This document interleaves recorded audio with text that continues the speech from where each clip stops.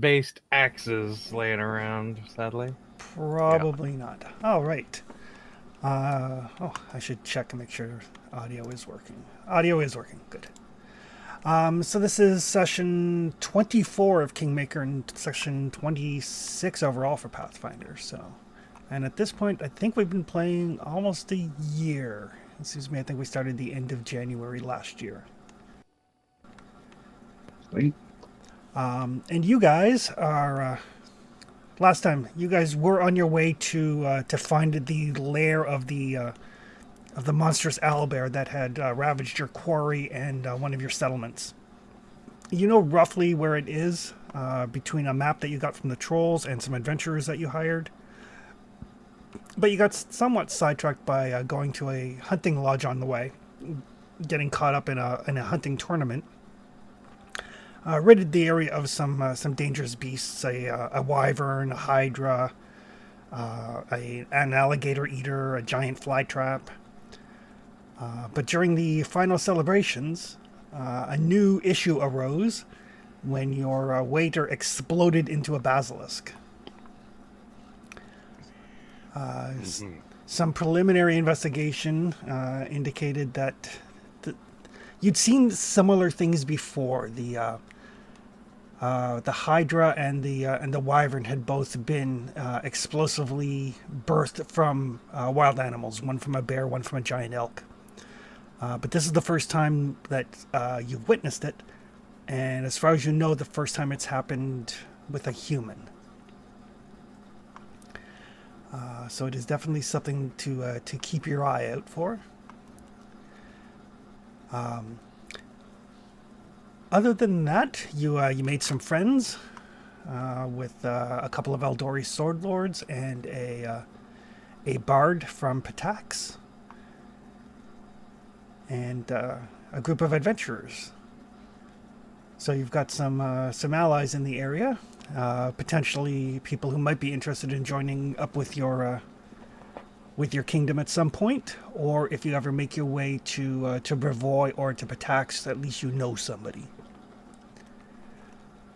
But as the sun rises on a bright Sunday morning, you guys are planning to make your way to the Beast's Lair, I believe.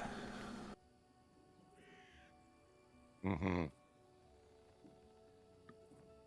And last we knew, some adventurers had it staked out. Was that the idea, or?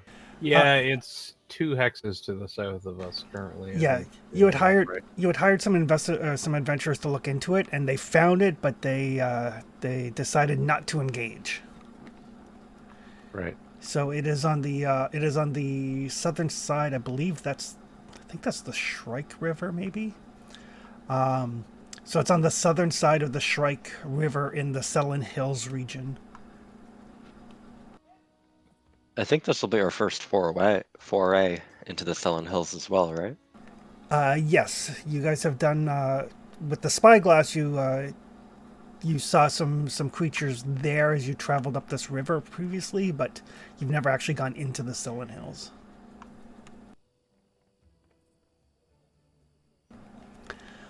Although the first thing that you need to decide is how exactly. There's a fairly wide river, the Gundwin River here, that you need to see how to forge. And we're 100% certain that it's on the south side of the river, right? Yes, it's basically it is probably a day or two away, and it's on the southern side of the smaller river. Okay. We've traveled this river a bunch, so do we know a good spot to cross? You've never actually crossed the river, though. That's the problem. Well, we take a boat through it, so we're aware of the area anyway. Yep. There's a couple places you might be able to find a ford. It is winter, so there might be places where it's frozen over-ish enough. Oh.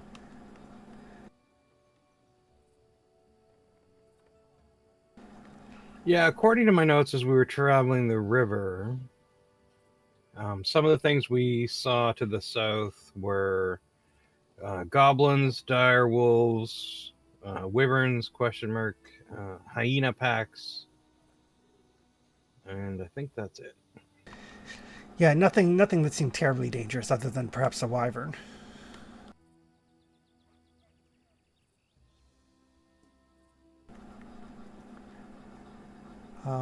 But yes, unless you guys want to go like all the way back to kind of like all the way back to Layton and grab a boat, fording the river is pretty much your only option. Well, if we can't find a ford, perhaps we could make a raft and raft across. Yeah, I'm sure by Mine and Flowers powers combined, we can probably get a raft together. We've got horses, yeah? You do have horses. Okay. That makes rafting less appealing, yeah. It would have to be an awfully big raft. Well, it makes river crossing in general less appealing, honestly, but I mean, technically, we could always go back to Layton and then just take a boat all the way south and go along this river. Because this all connects, right, Chris? It does.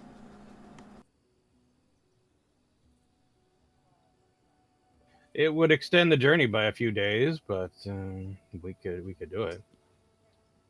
Let's put a bridge on our list of things to do. we Build need a bridge instant, at the we need quarry. instant bridge now. Take it with us. But yeah, making a few would be nice too.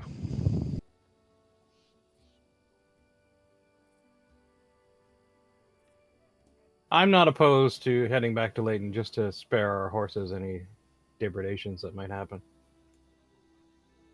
Yeah, unless Traxton can find us a easy route across. Yeah. I was going to mention, is there a survival check to see if we can find a place we can cross with the horses in this hex anyway? Yes, it is a survival check. Okay.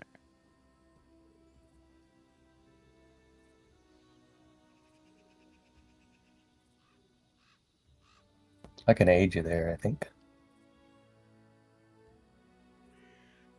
Okie dokie.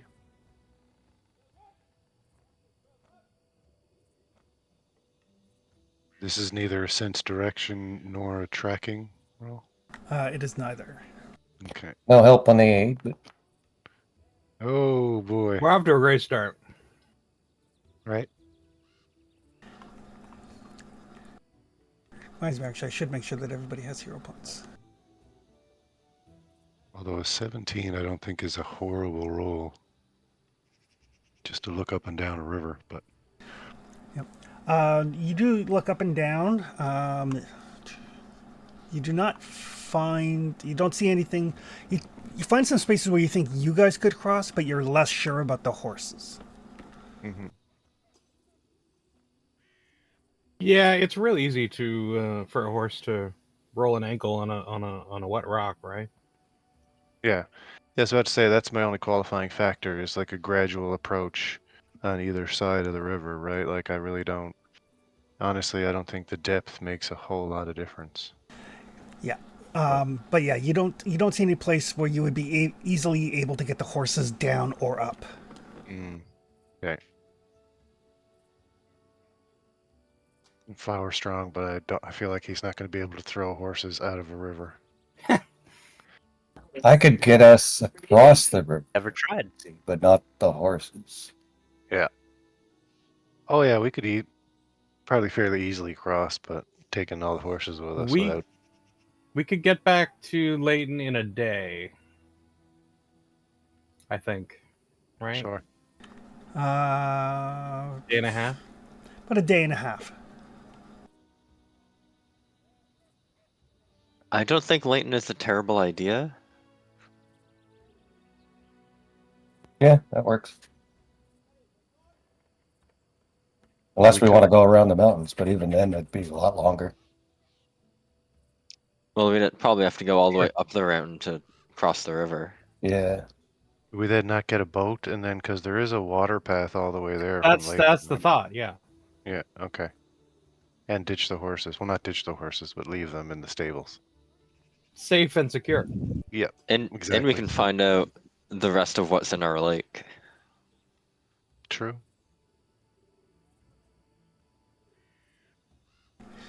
All right. I think that's the plan, Chris. Yeah, let's do that. Perfect. All right.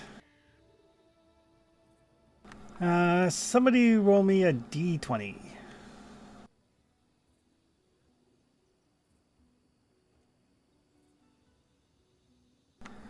Oof.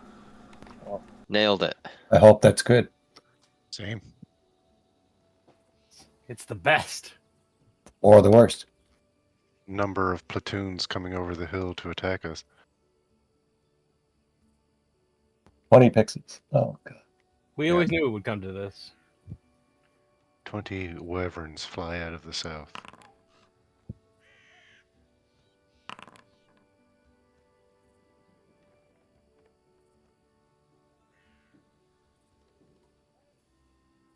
Those are public if you're trying to keep those secret, Chris. Yeah, I don't think I can actually like make chart rolls private. Ooh, fun.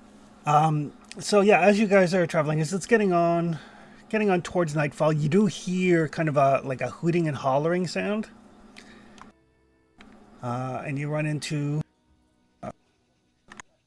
what appears to be an owlbear and a bunch of wargs kind of duking it out in the rough vicinity of the Lonely Barrow.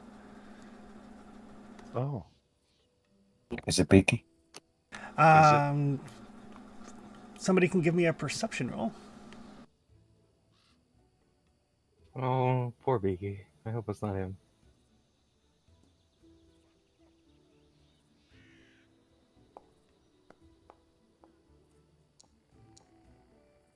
Ooh. Does not appear to be beaky. It appears to be like a fairly young owlbear, kind of being surrounded by like 3 wargs. It's hard to say who's going to win, but they're not anywhere near anything that actually like is in danger of getting wrecked in the process.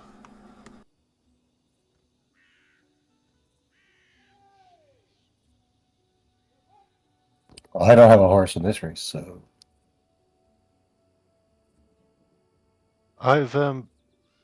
We've all fought and personally fought as well, toe to toe, wargs and owlbears. Are they on the same level? Like, is 3 wargs ganging up on a owlbear? Yeah, it could go either way. It could go either way, even with the 3. Yep. Okay.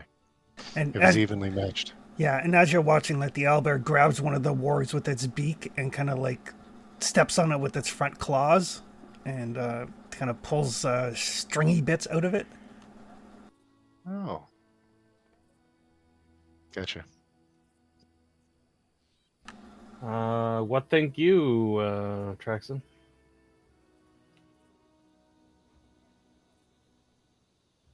I think we just let it play out, honestly. Nature take its course and all that? They must be fighting for some sort of dominance in the area. Although there does seem to be quite a few wargs around lately.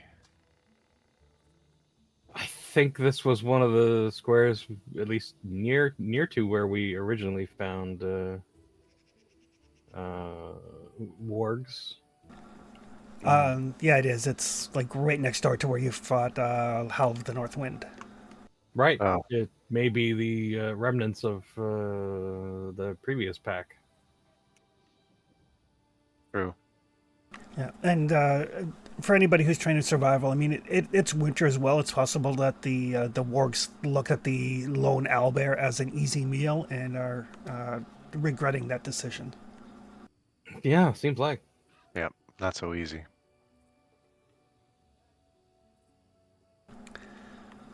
But yeah, if you guys just let it kind of play its course and continue on. I think so. I don't think anybody seems to have any dire need to get involved.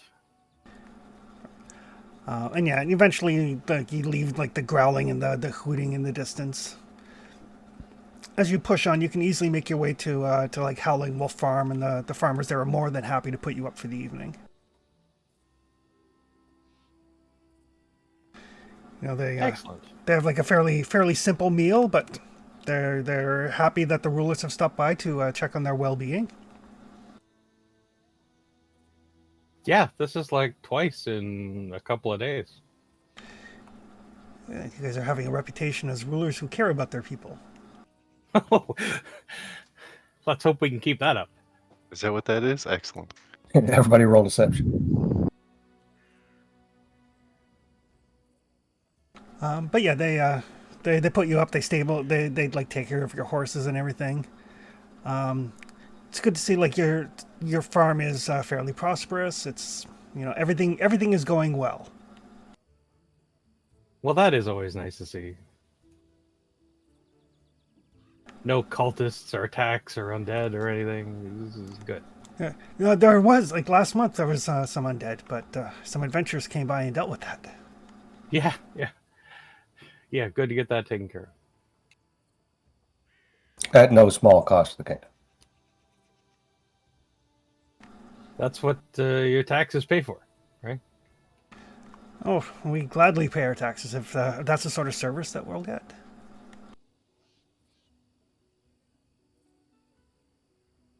Blessings of Abadar upon all of you.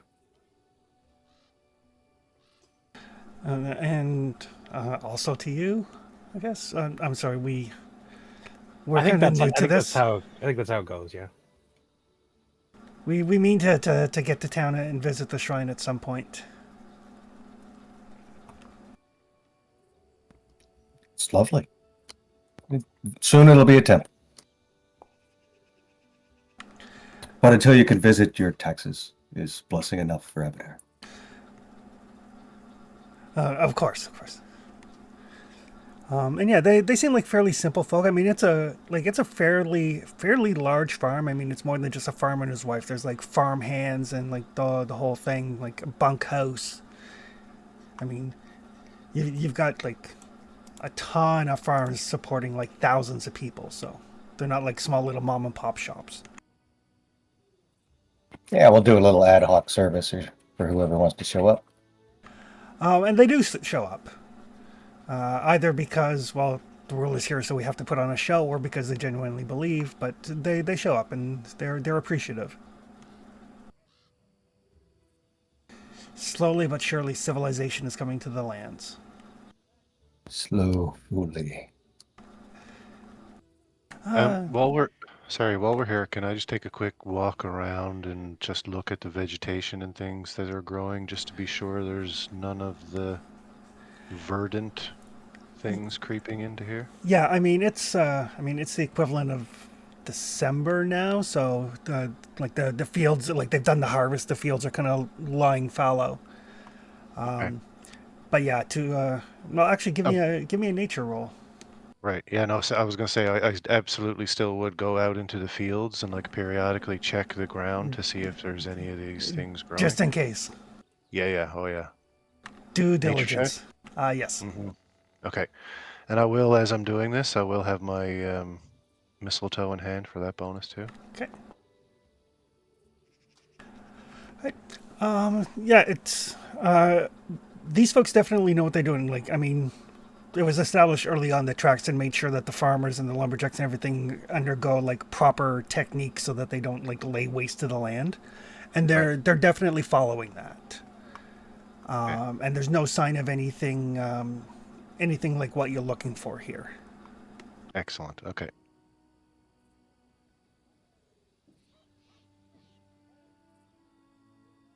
And on Monday, around lunchtime, you guys arrive back in Layton.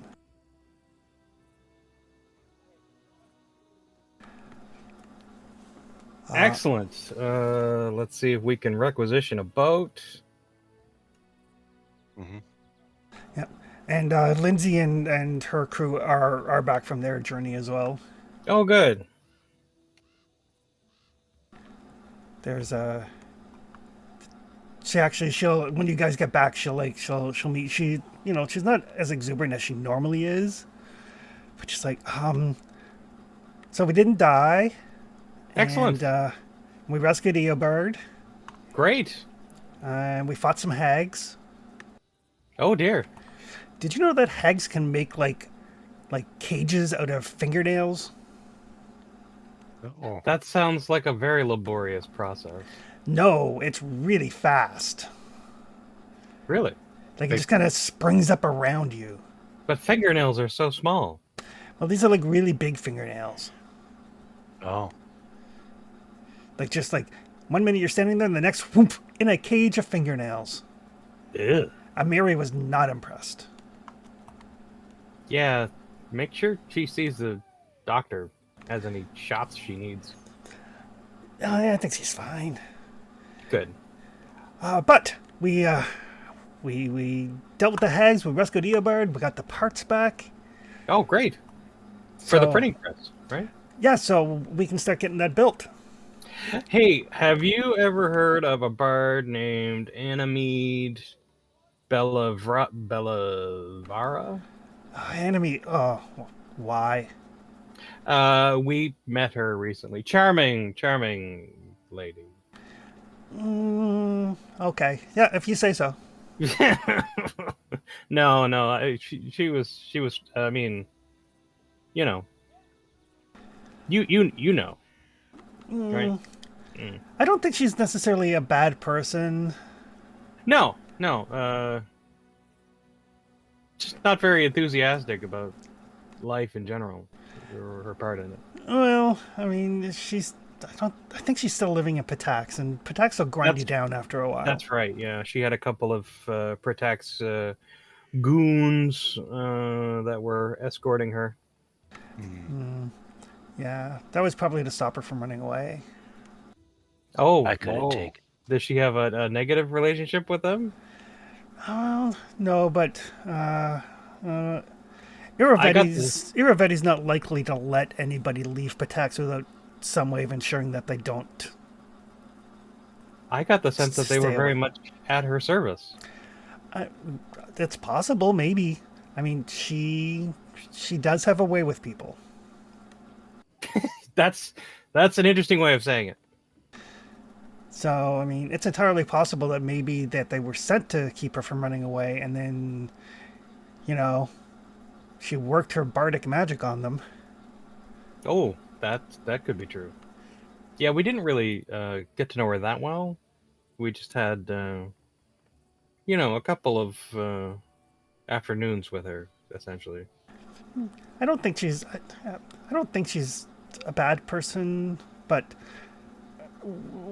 let's just say that we have differing viewpoints on a lot of things. Yeah, that seems fair. Is Valerie around? We wanted to warn her about some possible Lamash to cultiness. We found a ritual site that had been performed, and as a result, there were some monsters that got created. Quotation marks.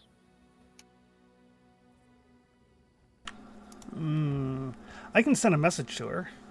Yes, let's do that. Thanks a lot. Make sure that she's aware. Just be on the lookout for it. Lamashtu cultists? All right. Yeah. You got it. Or possibly beasts accompanied by strange fey foliage. Okay. Just a sec. She goes and gets pen and paper and starts like writing down notes so she doesn't forget anything. Yeah, we had an interesting couple of days. mm-hmm. I think the professor may have gotten a piece of it. The foliage, that is, not the monsters. Yeah, I'd like to head to Brevoy sometime, see if I can study it. You're welcome to come along.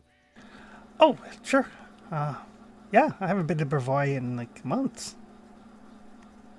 Well, I'd certainly welcome the company.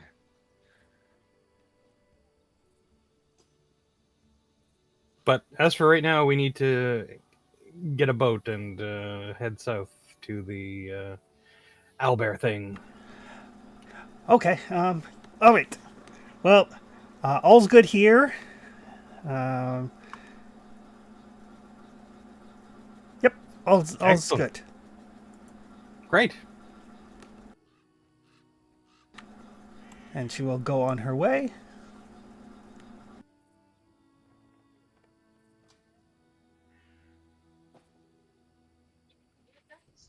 While we're in Layton, did we want to stay for a day or two so I can transfer some runes for Flower, or do we want to head out as soon as possible? Well, the owlbear isn't likely to fly away, but we might encounter some wyverns or something along the way, so that could be a concern. That's what I was thinking, Whatever you especially if got, we're taking the river. whatever you guys think. What do you think, Flower? Would you like to have some ranged options? I mean, it it would be nice. Okay, sounds good.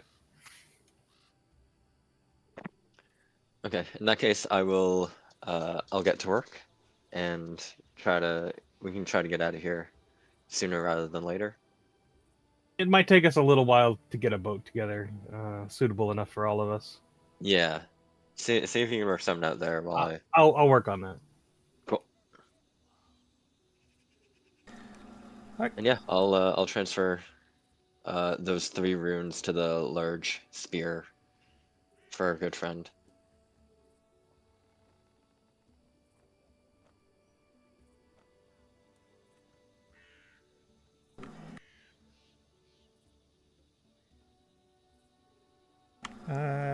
Transfer.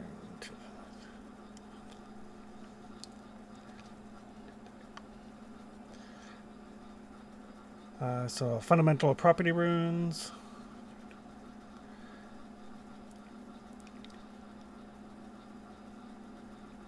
Price is 10% of the rune's price, and it takes 1 day.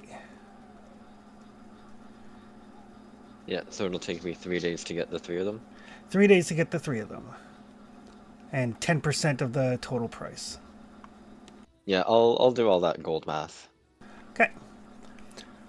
So you guys are going to have 3 days in Layton.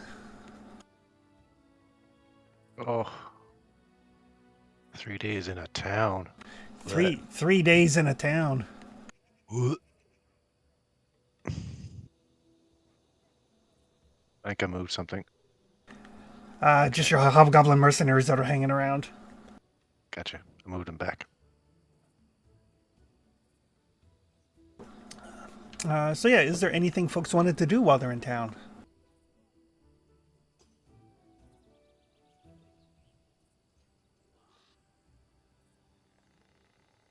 I don't think I do.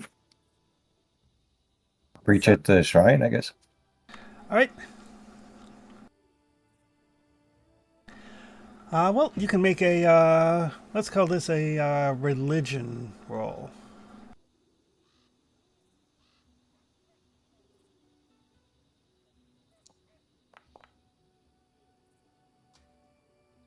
Oof.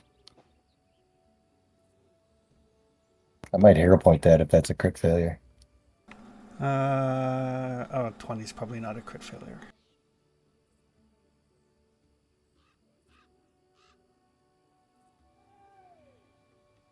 These hillbillies still don't like Avatar much. The hillbillies still have some issues, but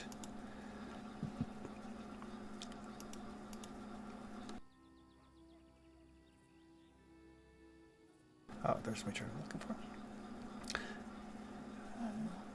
You do manage to get over the 3 days. You do manage to get like 2.5 gold donated to the coffers, though.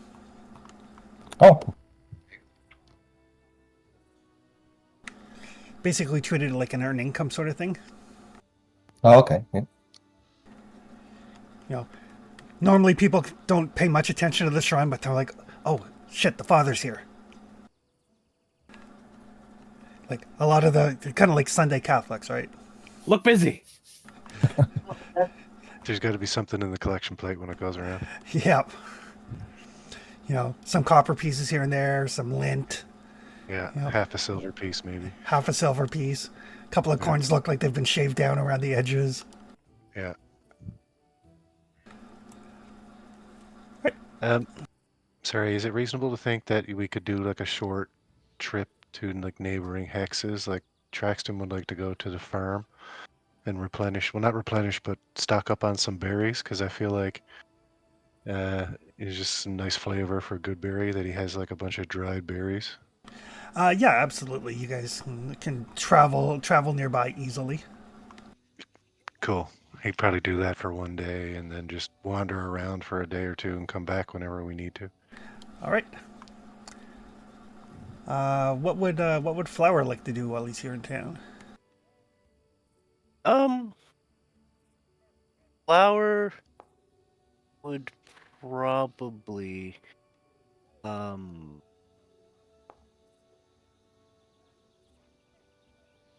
probably go around just for like the next day or two and just check in with be the overseer for his crews, like see how things are going. Gotcha. Wow. Yeah, I mean, Buford's here, so Buford's like, yeah, Yep. things are going well. We're shoring up some things just in case. You know, winter can be rough, especially on the wooden structures. So, Oh, absolutely. but before long, we'll be snowed in. Won't be able to do anything. So, may as well do it while we can.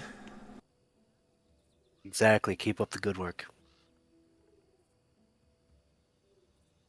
And let us know if anything comes up.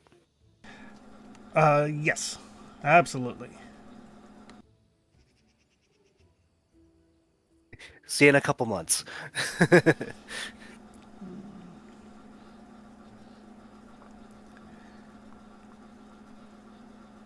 Oh, And besides that, he might, like, outside of doing that, he would probably find a Miri at the bar or something. yep. She is racking up a tab at the tavern. Yep. You do notice. She's got an interesting story to tell you about toenails.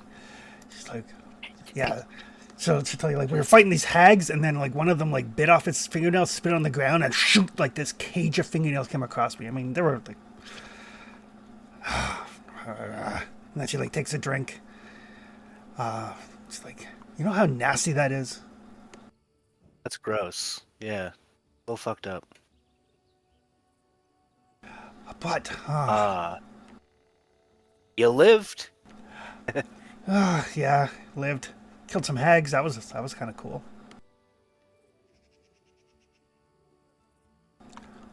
Sounds fun. We dealt with weird plant monsters. Plant monsters.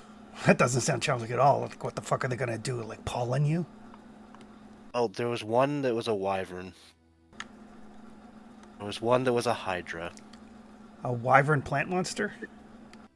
Yeah. It exploded out of something's stomach. At some point. Now And there we're was a basilisk. now we're fucking talking. Like, you could have led Yeah. with that. That's way better than plant monster. Well, I just calling it what I saw. It did plant things, but it was a monster. Like, I mean, plant monster. I'm like, ooh, the wheat's gonna get you. Yeah, I know. Beware of the bread. But like a wyvern or something exploding out of somebody's stomach. Now that's a good story. Yeah, the worst part is we were in the middle of eating supper at that new hunting lodge out there, and a basilisk burst out of the cook's stomach. You don't mess with the cook. Well, no.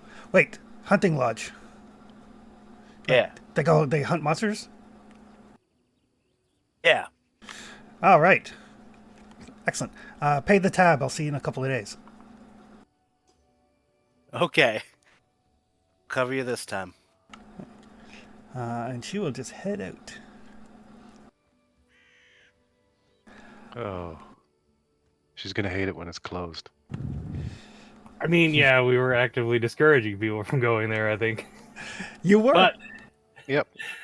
Flower got drinking, and he was telling a story to his buddy. So yeah, And completely blanked on our entire experience there and didn't say anything at pretty all. much, Just that it pretty exists. much, it exists. Mhm.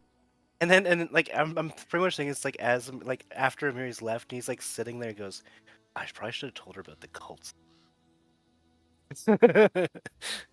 Probably. All right, and Snow Maple, you're trying to secure a boat. yeah. Get that button down first, at least. Give me a diplomacy roll.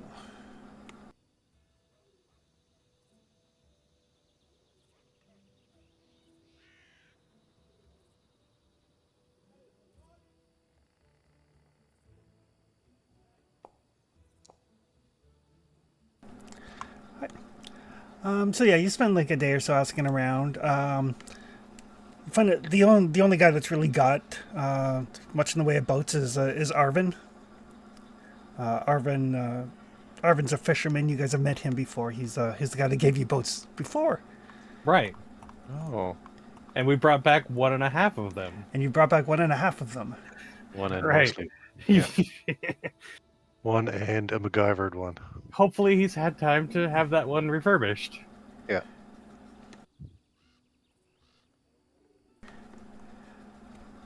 He's like, oh, you gonna bring it back? We're gonna try our best. Good news. This time we're not attempting to fight something in the water. Hopefully, so that might make a difference. We'll definitely be out of the boat when we get attacked by the thing we're going after. If we encounter something else along the way, that could throw a wrench into the whole thing. But these things happen. Either way, I assure you, as per last time, any damages will be covered by the kingdom. Fine. Just got a new coat of paint on it. Oh, thank you.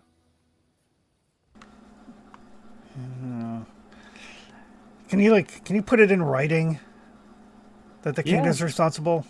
Yeah, I'll make him a receipt. All right. I mean, you notice when he looks at it, he's looking at it upside down because he doesn't know how to read. No, he just hold on to it. Keep it somewhere safe.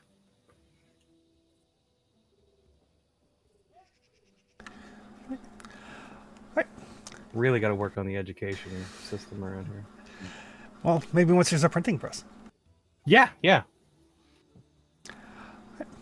Other than that, though, the couple of days go by uneventfully. Professor, we'll say,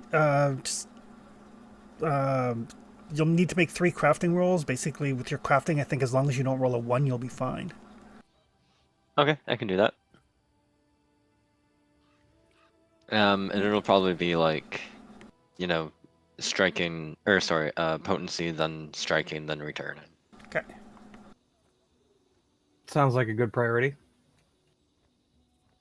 On the pointed telephone pole. Yeah. Mm-hmm.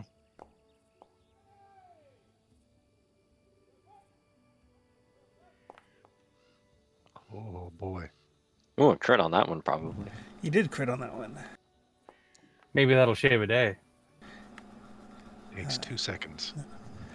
So yeah, you'll get these done in probably about 2 days or so. Because Nice. there's a +1 bonus for doing it in Leighton as well because you've got a trade shop. So the trade shop or the foundry. One of them gives you a bonus on crafting. Cool. Cool. So yeah, so at the end of a couple of days, you've got the spear all shiny and new. Perfect. I will deliver that to Flower and collect payment for services.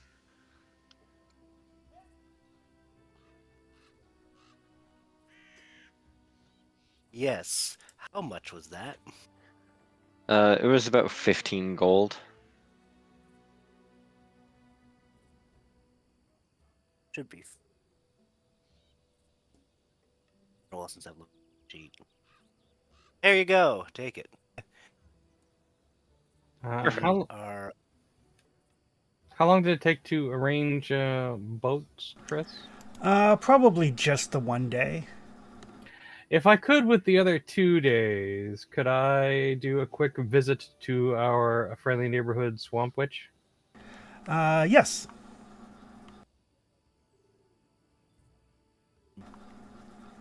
You certainly can. One of the things I noticed when I was looking over our sheet Still have was that that gem, we right? were, yeah, we still have the what is it here? Mega Eye or something. Gem of Gairana. Yeah. Gotcha. Okay. Yeah, you can easily make your way to her little swampy abode. I do have some tea as a peace offering. Good call. And I will just get to the edge of the gate and announce myself. Oh, yeah, one of you high and mighty folks. Oh, I don't know about that, but I appreciate you taking the time. Still not paying taxes. Fair, fair. Perhaps in lieu of taxes, we could take tea instead. I'm not giving you any tea. I brought some to share with you. I don't think you know how taxes work. Well, I would also like your opinion on something. Oh, Being as you are one of our venerated elders watch it there, Missy. of the community. Perhaps you could invite me in, and we could get started on that tea. Come on in. Excellent. You notice as you go in, because you're Snow Maple's super perceptive, that there are some fairly fresh piles of fertilizer in the garden. As long as they're not people-shaped, I don't really have too much issue with it. They're mounds of dirt, Yeah, okay. maybe a little bit more than 6 feet long. Okay. They're mostly not people, so it's fine. Yeah, that's fine. So what can this venerated elder do for you? And I'm pretty sure I'm younger than you. That's fair. Yes, I know flattery's kind of wasted, but I thought I would make the effort all the same. And I will offer the gem of Gairana for your inspection. It's a pretty gem. Yes, we acquired it from some cultists. We were concerned that it might have some sort of negative energies attached to it somehow. When did you acquire it? Not long ago, we were shutting down a group of cultists, young and youngish, I think, ladies who took up an unfortunate religion that made them quite zealous and not at all reasonable. Well, that's a difference between a cult and a religion, really. Yeah, very hard to deal with, but also harmfully negligent of their own lack of skill in as far as combat went. Well, that's unfortunate. Well, not really, but I feel like I should say something. Yeah, tragic amount of life lost, but other than that, It's not really lost if you're not doing anything with it. well, I tend to have hope for all of our subjects that they will find a way to be part of the community as a whole. Perhaps that's just me. I'm not sure. Perhaps. So you're wondering if the gem is cursed?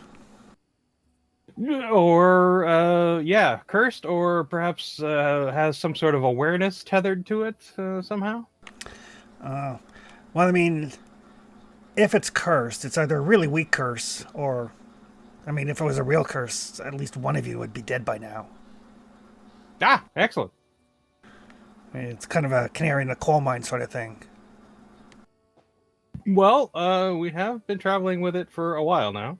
Nobody died. No one we didn't intend to die. It's probably not cursed then.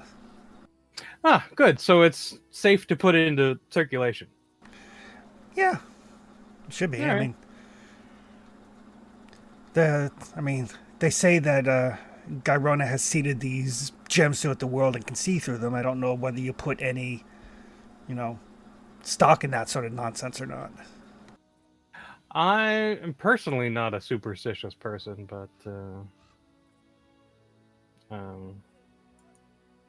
I just wanted to make sure that no one could use it for anything particularly foul.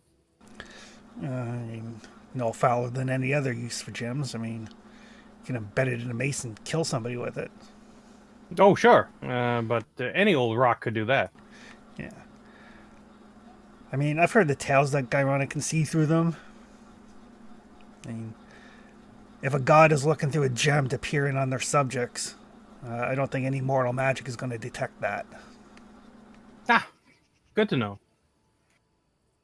Well, I just I thought I would bring it to you for a second opinion, and we can enjoy a nice spot of tea. That's true. I do appreciate the fact that you guys actually come by to see me. I mean, some rulers would be like, we should deal with that person living in the swamp that doesn't want to pay taxes, and then they send in the army, and then people die. I appreciate this. No one wants that. No one wants dead people buried in the yard. I appreciate that you give me my space. Yeah. On a side note, have you any knowledge of Lamashtu? Oh, that's one of those. Yeah, that's not something. They're a little bit more organized than Gyrona's cultists tend to be. We found a ritual site where they had done a ritual, and there was some unfortunate monster creations that happened. She is the mother of monsters. That's the rumor, yeah. Used to be a demon or a devil or something, and then decided to increase her standing. Declared herself a god. Got a bunch of monsters on her side. Birthed a bunch more. Apparently, shagging your way to the top works for divinity as well. It seems very disrespectful, but Yeah. I mean, they're more organized than Gyrona. A little bit more secretive. Right. This seemed like it was very much like a sort of flash mob type event where everybody just sort of arrived at this one spot out in the wilderness. There was also a strange, like a fey sort of. It sounded like they had consumed or drawn upon the local plant life to fuel the ritual, and that as a result, there was a certain amount of fey energy and plant life that had been entwined with these creatures when they were created. That doesn't sound. I mean, that doesn't sound like something like Lamashtu would be involved with. I mean, I'm not saying it's not. I mean, some cultist somewhere gets the idea to try something wild and crazy, like tapping into primordial fey energies or something. That usually ends badly. It ended badly for a bear, a deer, and a couple other things, including our cook at the Travelers Inn. Oh. Yeah, doesn't sound like anything I've heard of happening before. But I'll definitely keep my ears open. Yeah. Just if you hear anything, monsters coming out of stuff or people, or yeah, it's not pretty. It's real messy. I'll keep my eye open then, just in case. I mean, I don't leave here often, but I do hear things from time to time. Yeah.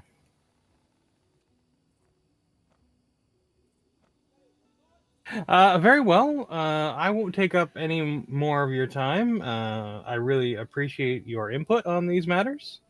And if anything does cross your proverbial path, feel free to stop in at Layton or send word to us, and we'll get on it. Okay, I will do. I'll consider it. Thank you very much.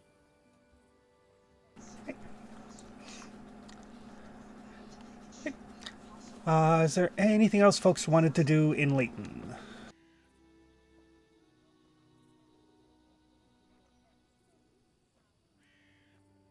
Not for me. Nope, I'm good. Flowers can. So on I'm the good.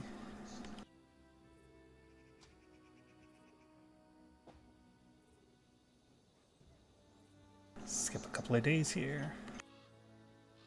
Yeah. So long story short, I feel like we can put the stone of Gyrona in the 2-cell pile. Sure. I still feel like it's a valid plan if we like do something crazy with it, like tie it to a water wheel or something, in case Garona looks through it as all like gets dizzy or something. You know what I mean? On, by the time you guys are done all the crafting and all of that, and Father Hull, you've brought the word to the masses. You probably kind of pleasantly surprised by the turnout as you've been active at the shrine. But Any finally, turnouts? Good turnout. yeah, it's. I mean, I think Layton's up to a population of about 2,000 people or so. So there's probably like a couple hundred people show up over the 3 days. Oh, nice. That's not bad since we started with a handful of woodsmen. And finally on I think it's wheel day, Wednesday, you've got your boat. You're ready to Yes. set out. Meeting up with Traxton. And Traxton. As you're making your way back to town, you're like, okay, it's been enough time. Everybody should be ready to go. Mhm. You're like making your way down the road from Fangberry Farm to Layton. You see, there's some people traveling back and forth. Some of the farm hands like live in Layton and travel to Fangberry Farm, so on and so forth. Because you guys have roads, so it makes travel easy. Right. And you see one of the farm hands kind of like waves at you. Then he kind of doubles over in a great deal of pain.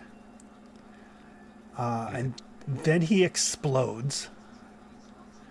Oh, And you see this. Oh, that's not good.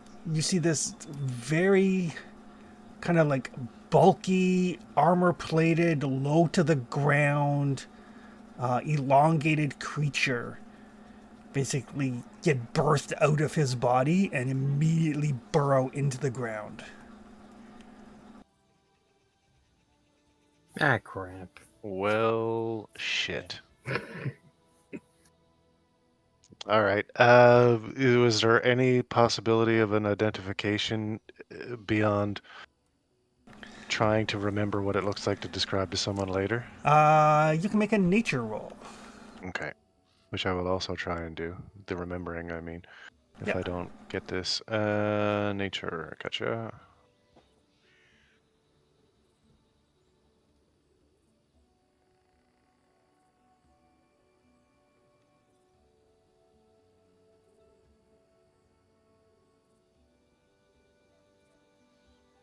Hmm.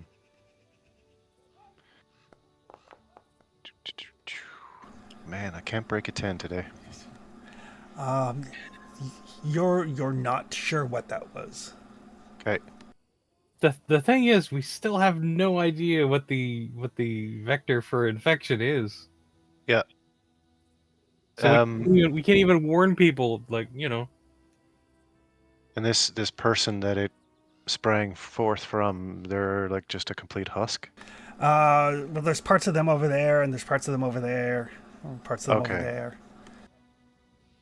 It's more of an explosion sort of situation. Yeah. A bursting, if you will. Yes, kind of like a chest burster from Alien sort of thing. Right.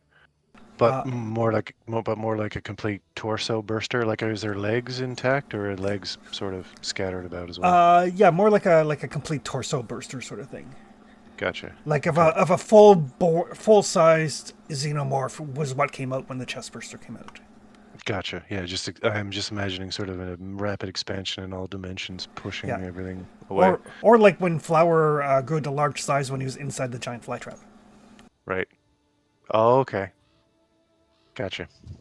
But yeah, you see it basically burrow into the ground, and then there's like a furrow, like in a Bugs Bunny cartoon. Oh, okay. And where is it heading? It is headed. Oh, it's a good question. 1, 2, 3. It's probably D6. it's friggin' no bueno is what it is for sure. But right now, it's my hunted prey too. By the way, as soon as I see it. It is headed towards Leighton. Oh, crap! All right. I start running. Time.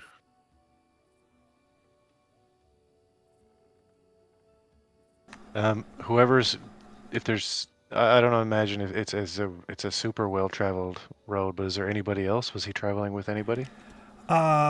He was not. It's not super Okay. well traveled. Okay, so is there anybody else around? Just next to a hole and a bunch of meat? There's like with your vision, you can see people further away, Oh, sure. but But no, they don't have. Sorry. they're not close enough to have seen it or anything. Right. Okay. Yeah. I think I'm just gonna hustle. All right. What is Truxton's speed now? That's a good question. I think it's like 35. All right, you are slightly faster than it is. 35. Oh.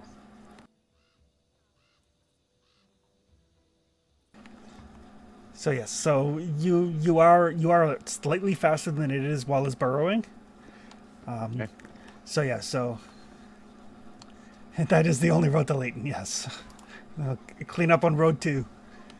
Yeah. Someone heading to work is in for a surprise. Yeah. I found Gary and he was just exploded all over the road. So yeah, so given the fact that you are faster than it, it's easy enough to basically get word to Leighton, so that folks can basically get ready to kind of meet it before it gets into the town. Yeah. Be aware of it at the very least. And So- it's not a huge town either, right? Like if I come to the end and start bellowing, will I get the attention of friends? You'll easily get the attention of somebody, and eventually, like, Oh yeah. if word gets to like Lindsay or the professor, I think both of them have bullhorn, which can Oh. basically send the alarm. Gotcha.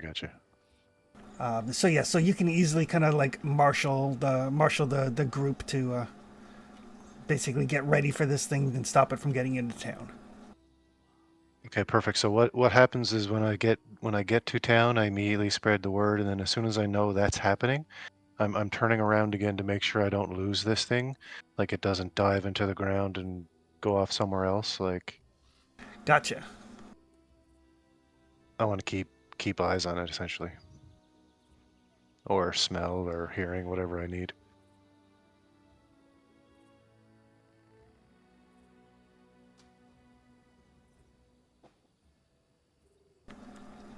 And it is a rainy day. Poor Timothy. Feel like I knew that guy, like when I was doing the hunting and stuff in the downtime. I feel like we became friends, possibly. That's why he was waving at me. Yeah. It's like, hey, Yeah. Timothy, no! Your wife and child. See, he probably wasn't going to church. That's All probably tragic. What? No, don't you become involved in this. Don't you bring your heresy into this.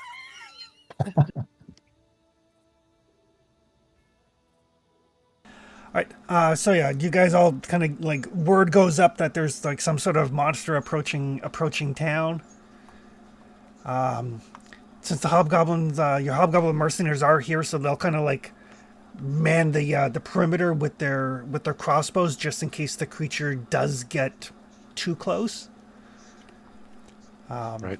People start like running for their houses, getting into like safe places, all that sort of thing, while they look to their adventurous leaders to save them. Hey, it's a good chance to show up. I mean, at least we were in town, and it doesn't get to cause trouble.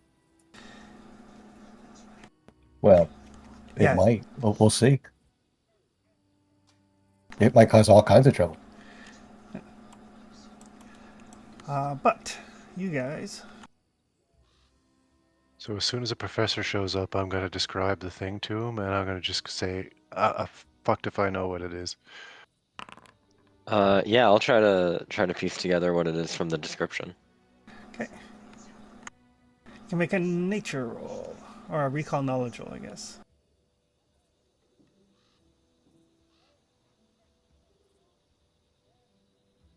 Basically, that line represents kind of like the furrow that you've seen.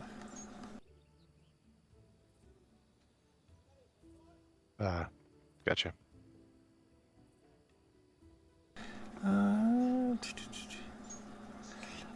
Professor, to your mind, that sounds like a bullet or a bullet. Right. Yeah, big metal land shark.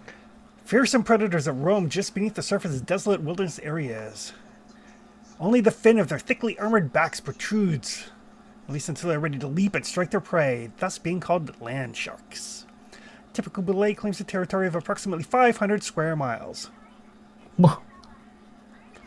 Over the course of a few months, it can wipe entire settlements off the map. They are fiercely competitive and actively avoid contact or conflict with other members of their kind unless seeking a mate, and they do mate for life.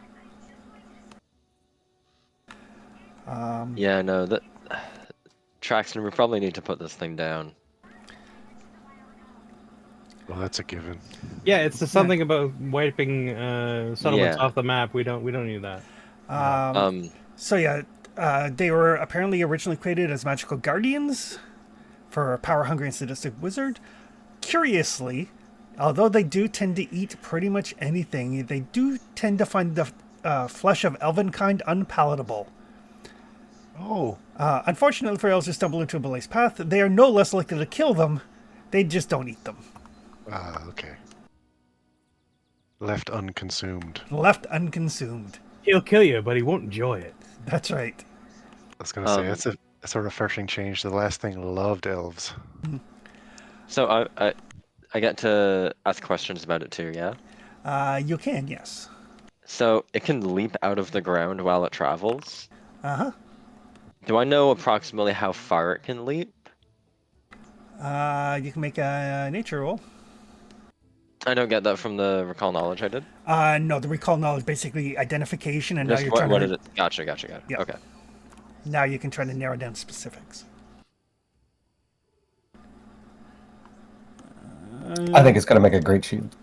You're I'll make sure to Yeah. let everybody know where it's approaching from and everything too, if they Yeah. can't make out the Bugs Bunny trail. Yep. And yeah, as you guys kind of get into position, you can see this like what looks like a shark's dorsal fin just carving through the soil. Is it bigger than when it came out of the body? Yeah, a little bit. Yeah, that's what I imagined. Everybody can roll some initiative.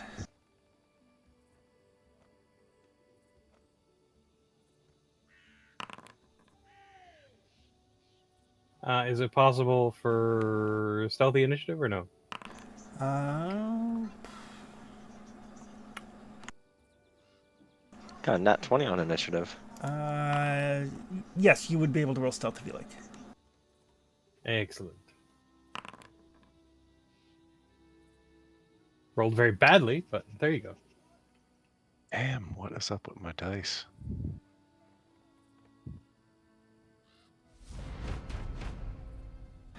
Okay.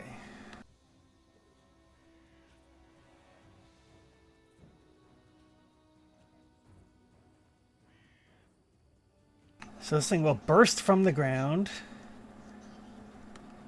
Beat a 34. Holy crap. Tied to 34. But monsters go first on ties. Yeah, there's a feat that changes that, I think. There is. Of course there is. Favored prey doesn't apply because there are no halflings. Oh. Wow, this thing prefers halflings. Monster bait moot pint would have been popular once again. I was gonna say we had one. Mystery dice.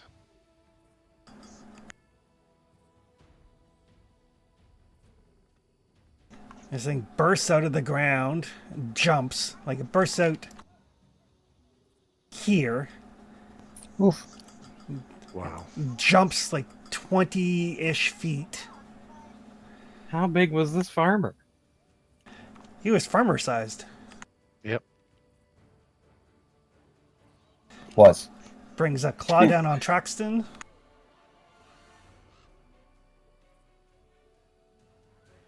Oh no, it remembers you.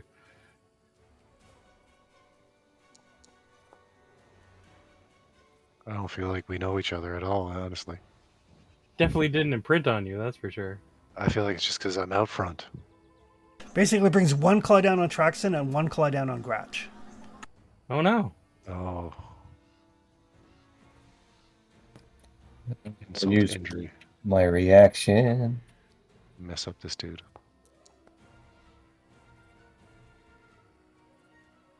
$28 and 28. Alright. So Father Hull, you're gonna Retribute a strike for preventing damage to Grudge. okay. Prevents 9. 9. 9. Yeah. I can't strike because I'm out of range, but I can do the other thing. And then its third action.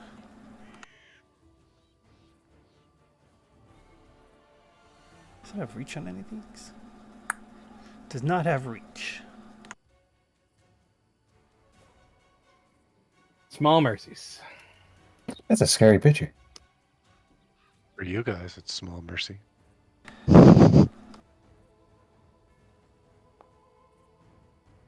And it is going to miss with its last claw attack against Traxton. So yeah, it bursts out of the ground, drives the claws into Gratch and Traxton, and then like strikes out again with its claws at Traxton. But it is big. It is covered in those kind of like flowery, like viney pustules that you've seen on other creatures. And that will take us to the professor. Yeah, first things first, I'm gonna try to magically identify it with the exploit vulnerability. Oh, it's got 6 claws. Must be AI art. Nope. Mm-mm. Ooh. You learn all of the creature's resistances, weaknesses, and immunities. Oh, nice. It is not particularly weak or resistant to anything. Okay, well, that is very good to know. You have emphatically learned nothing. I was really concerned it would be like immune to slashing or something, and I'm glad it's not. Although you can I ask, have never. you can ask for a specific thing if you would like. Does it have any form of reaction that we need to worry about? It does not seem like it is fast enough to be able to react quickly. Okay, cool. Yeah, that's good there. Second action, I will just try to shoot a sling bolt at it.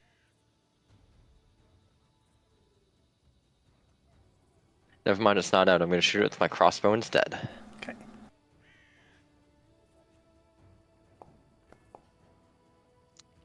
That's fine.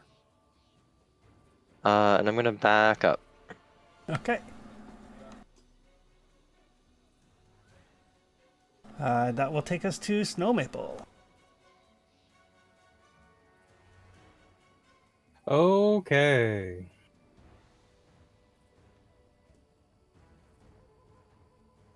Move to there.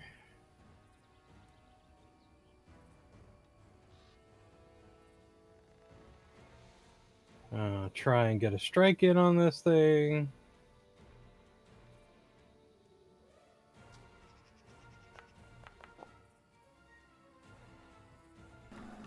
Uh, 28 is a hit.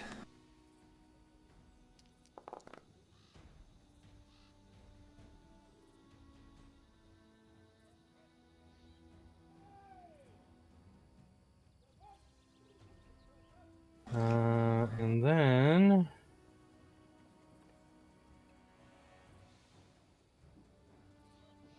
I will move away.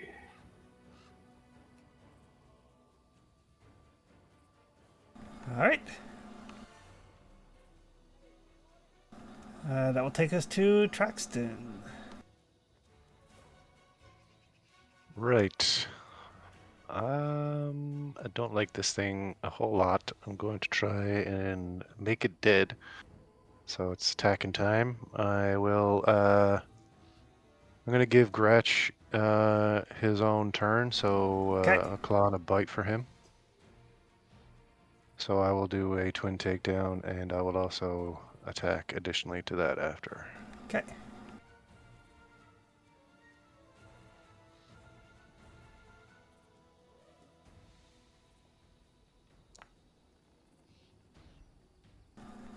That is a hit.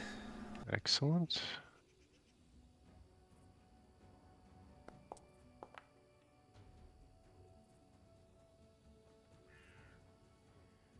And offhand.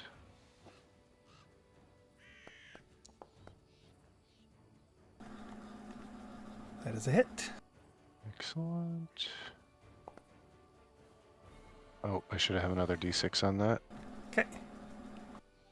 for the doubling rings. All right. Yes.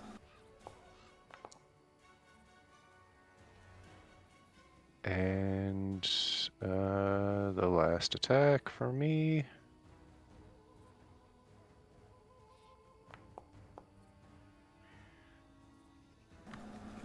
Right. So just Okay. a flurry of sword swipes from Traxton. A couple of them find purchase. It does have a fairly thick hide. Gotcha. And here comes Gratch. Let's lead with the bite.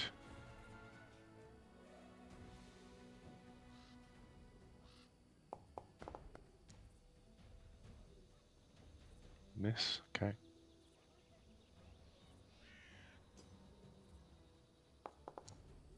Oh no. Nice miss. Miss.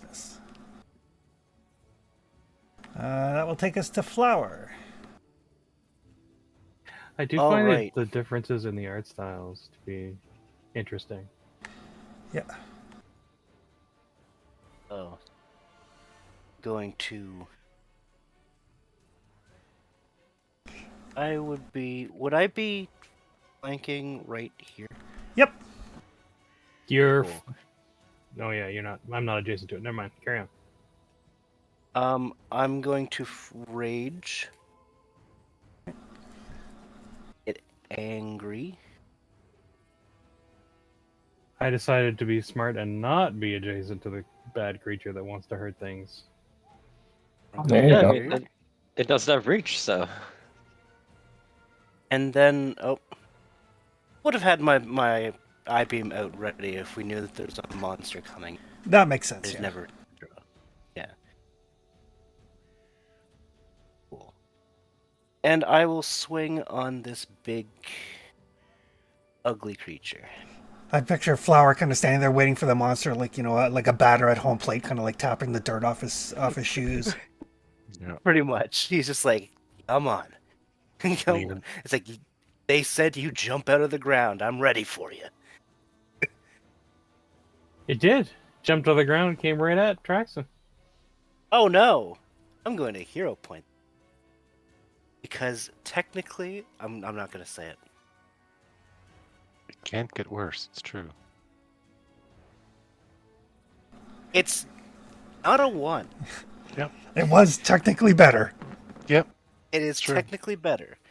Not Still successful. not successful, but better Yep. than a 1.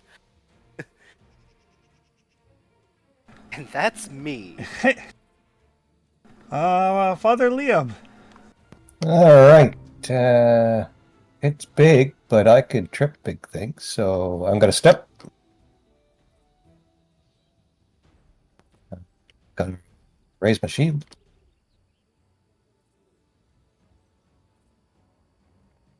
And I'm gonna try to trip this thing. All right.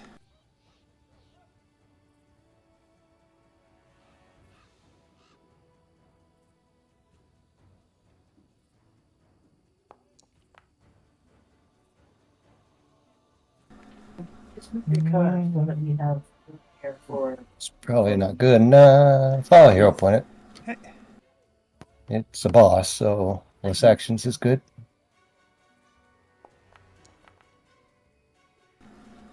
That's pretty good.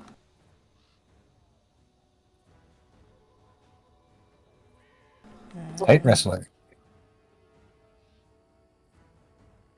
Perfect. So yeah, so Father Hull steps up, gets his shield ready, and then just like shoves this thing hard and knocks it over on its back, all turtle-like. Its turn. It will get onto its feet.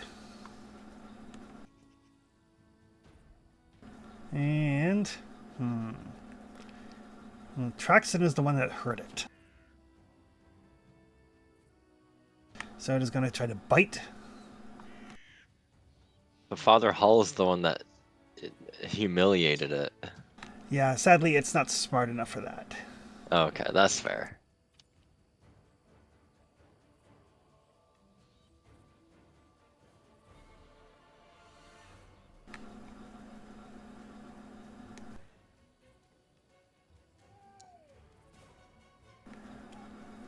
Oh, critical miss.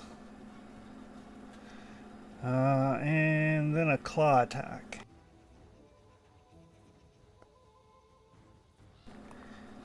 Misses Traxton twice. Oh boy. Oh, nice. Yeah.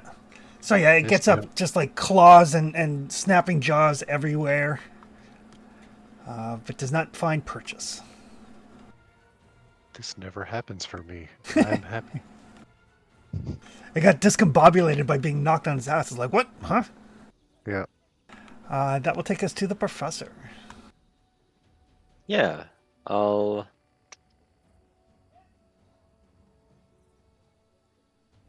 just stay where I am, I think. And I will reload and do an instructive strike. Okay.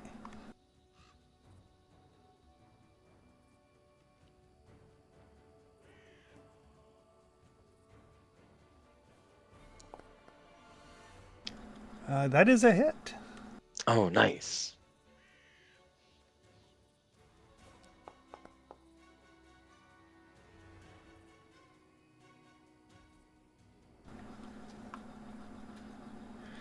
Oh, and I get a recall knowledge on that as well. Yep. What are you looking for? Does it bears through the ground. Does it have tremor sense or anything like that? No, you do know that it has a very acute sense of smell. Gotcha, okay. Cool. And my third action will be to reload. All right. That'll take us to Snow Maple. Hooray!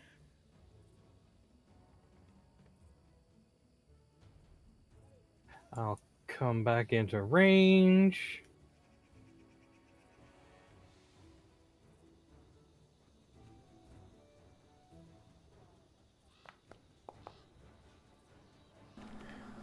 Get another strike on board. Yep.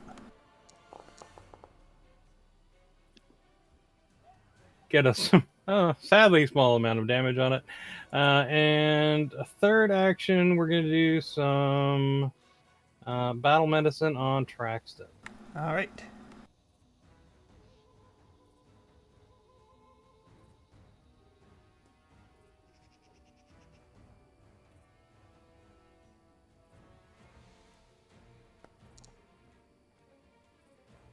We're gonna friggin' reroll. God.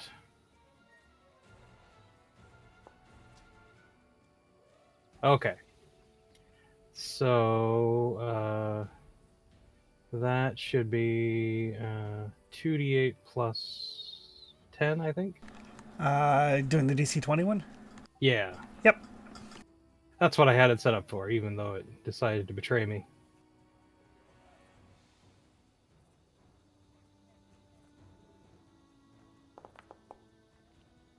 Ooh. There you go.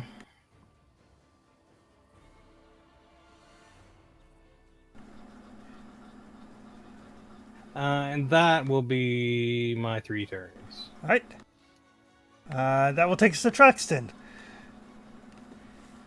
All right. You have stared death in the face as this thing's jaws and claws like reached out for you, but you're like, not today. Whoosh, duck, dodge, and dodge again. Snow Maple was either patching you up or pushing you in front of her. You're not sure which. Both, I feel like. Probably Possibly. both. Yeah. Yeah, It's a safe Yeah. bet. yeah. Don't die. Band-aids.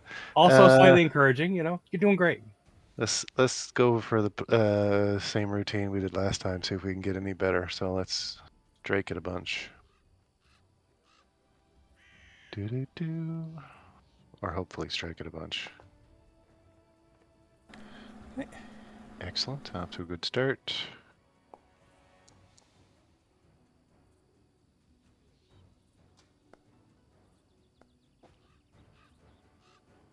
Yeah, well. And smoking sword.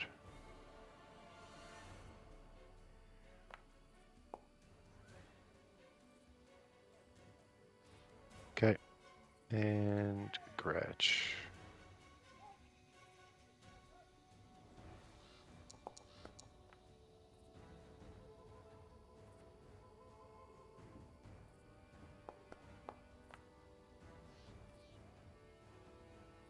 Groovy. That'll take us to Flower. All right. So, first things first. Flower's gonna go.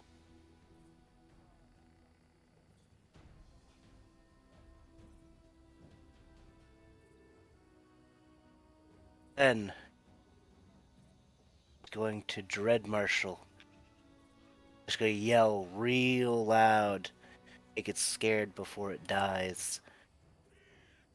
He's gonna try to. Oh, it was almost Maybe a 20. not. It was almost a 20. But then he's gonna swing on it.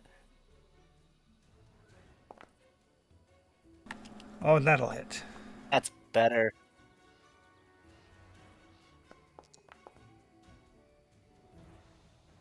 Boom. Hey. So yeah, as Flower kind of like steps into it as he's like growing and growing and growing, and then brings the like enormous eye beam down upon this thing. It kind of splatters. It's still like, even though like you hear a crunching sound because of the thickness of its hide, when it splatters, like the reverb and the sonic from that eye beam kind of like liquefies parts of the internals, and they kind of ooze out of the plates. Like the plates are still very rigid.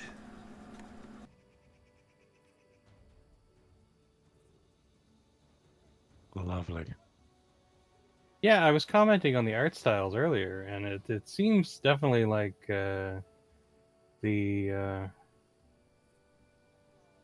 has a more crocodilian appearance, scaly appearance in Pathfinder than I think in 5e. It's portrayed more insect-like and Yes. plate-like. Yeah. Yeah. But yeah, this thing stops moving under the weight of that eye beam. Whew.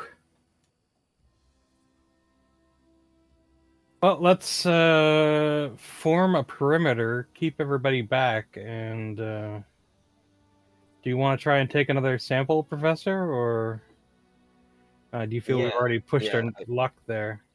No, I feel like the more we can get to cross-reference with each other, the better our information will be. All right. Do you want to maybe give me a hand, Traxton? I feel like you'll be better at this than I am. Sure. Anybody else hurt? Oh. I'll Oh, I'll use my spark blade to cut a sample out Okay. for the professor. see if I can put some healing on Gratch. Yes, please. And yeah, and the like even though this thing has a very There you go, boy. yeah, even though it has a very like thick, almost like it's not metallic, but it's a very like thick hide, plate-like hide. The plants that are growing out of it are very deeply rooted. Like it's not just like a like lichen or something on the surface. Like the roots seem to not so much penetrate the plates as the plates are formed around the plant matter. Oh, okay. That can't be healthy. No. This is not supposed to happen. Animals aren't supposed to form around plants.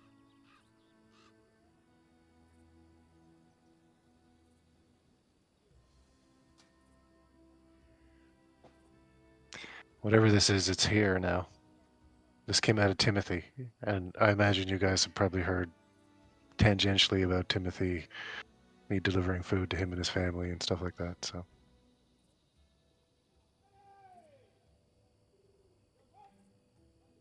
Yeah, okay. We may have to start telling people. What do we tell them? Hey, be careful going So- to the market. Your neighbor might explode. Maybe just don't go into the woods alone. I feel Do like we that's a good This- general rule. do we know if it's the woods? We don't know anything really. I mean, we'd ask you, Professor. I don't know enough about this yet. We haven't had reports of anybody in town exploding, but Until now. Till today, What's yeah. the disease doing this far close to the city, the town? Like, I didn't see it in the food. It wasn't at the farm, so it's probably not the food.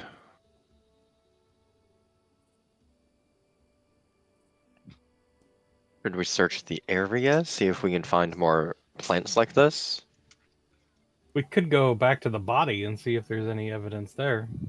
Over the past 2 days, I didn't see any evidence of the growth anywhere, did I, Chris? Like wandering around? No, and you've been specifically keeping an eye out for it. Yeah. Okay. Yeah, I'll say I haven't seen it anywhere around town or in the area that I've been the past 2 days. I didn't think it made it this far north. Thought it was just down by the mackerel, but it's obviously here. I have no idea what the range is then. No. No idea.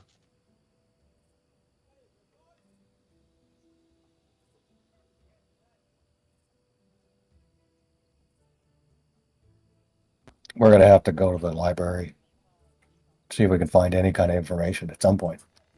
Yeah, I think the priority right now is to deal with the owlbear still, Oh yeah. because that's something we can legitimately affect. I might.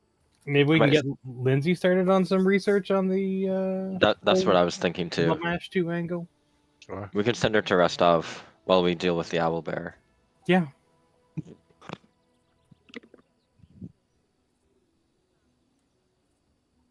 And I do think it's a good idea to just encourage people to not go off on their own, stick together, watch out for cultists of Lamash too.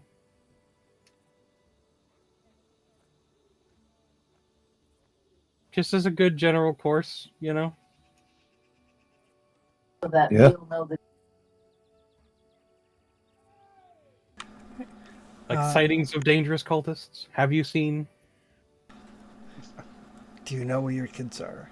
Yeah, Neighbor- sort of thing. Neighborhood watch, except for Yeah, cultists. yeah. And anybody who wants to can give me either a nature check or a perception check or a survival check. Oh, all things I'm pretty decent at. Excellent.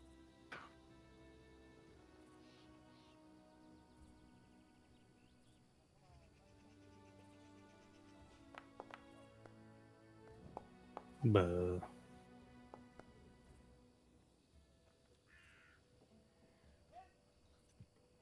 I'll, 21's the best I got. I'll hero point mine. Oh God. 6. Can I have a 10, please?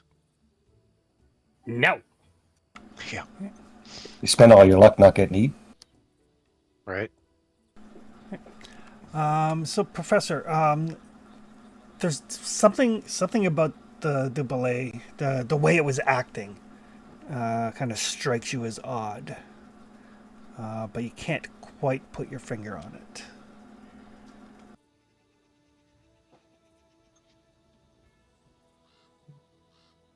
How do you mean? Like how it was heading towards Leighton, or how aggressive it was, or because it didn't seem to have self-preservation. Exactly. Hmm. Do you say that out loud? Yeah, I'll say that out loud. Sorry, what was that? None of the creatures had self-preservation. The Well, they also weren't eating their kills, right? and they That's did, yeah, weird too. and they didn't want to eat us either. Was the other thing. About to say.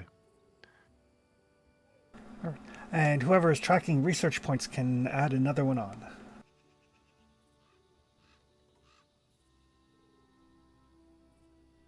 Once we have the sample extracted, I'm going to start burning the. It burns really, really well. Excellent. I will focus on keeping people back from the area, so no one inhales any harmful smoke or anything, or anything. Right. And I there. will help that. Okay, and there's a number of lucky loos, but like your hobgoblin mercenaries are kind of like kind of forming a perimeter, keeping people back for their safety, that sort of thing. Yeah, for their safety. That's the important part. Is the armor plates on that thing usable? Like before we just like, is it the armor plates themselves infected, or? They had plant matter growing through them, or So yeah, okay. more accurately, the plates formed around the plants. Yeah, so it would probably seem like plant matter is like reinforcing these plates too, eh? Like it's invenerating them all through. It's more like if the plants forced their way through the plates, there would be like some structural integrity issues. Right, But these are more like the plates formed around it perfectly, so that the plants didn't have to push through the plates. Yeah. But the plates themselves aren't infected. The plates themselves are, I mean, they might be usable. I mean, it's worth a try. Those things are rumored to be really, really tough, right? And we also don't know how this thing is transmitted either, so I wouldn't if I were you. Well, let's see if we can burn them. If we can't, then they'll be there Oh, anyway. Yeah, they seem to burn nice. Yeah, the bulk of the meaty parts of the belay and the plant based stuff burns nicely. The plates though do not burn. Like they get scorched. You would need a much higher temperature to burn these. Gotcha. Does the plant matter burn out of the bone? then? Yes, yeah. Okay. Well, in that case, Traxton doesn't have much of a objection if Hull wants to harvest them, but they need to be fire treated first. Yeah, I mean, Prop might be able to make a shield out of that. Yeah, probably. Looks pliable enough. Basically, you have let's see. So how? 3 gold. Sorry, 3 gold pieces worth of boule material. Okay. I'll add it to the list. I was gonna say it's pretty much just whatever's left over after it gets burned, because I'm not going Yeah. to dissect it first. No, just once the fire dies down, those things are left. Yep. A stick comes out, we stir the ashes, and that's what we find. Yeah.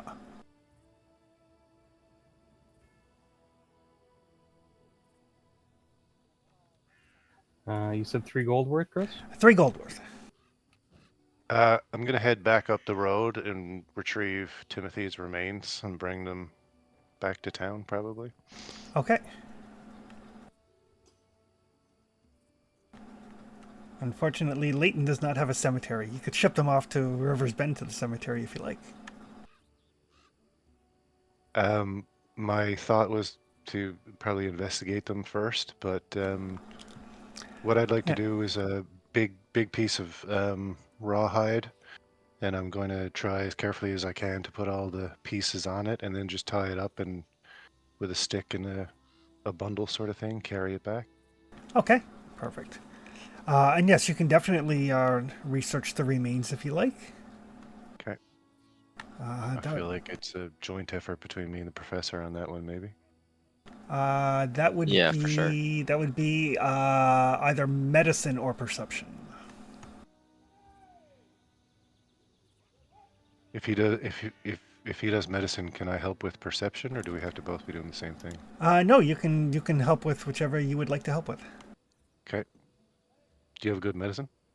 No, I do not. Oh, okay. I know a lot of things. A physical body, not one of them. Fair enough. More esoteric is your knowledge base. Do you need Snow to help you? I think Yeah, it with might be better to have the doctor look at this. Sure, yeah. I'll help with perception.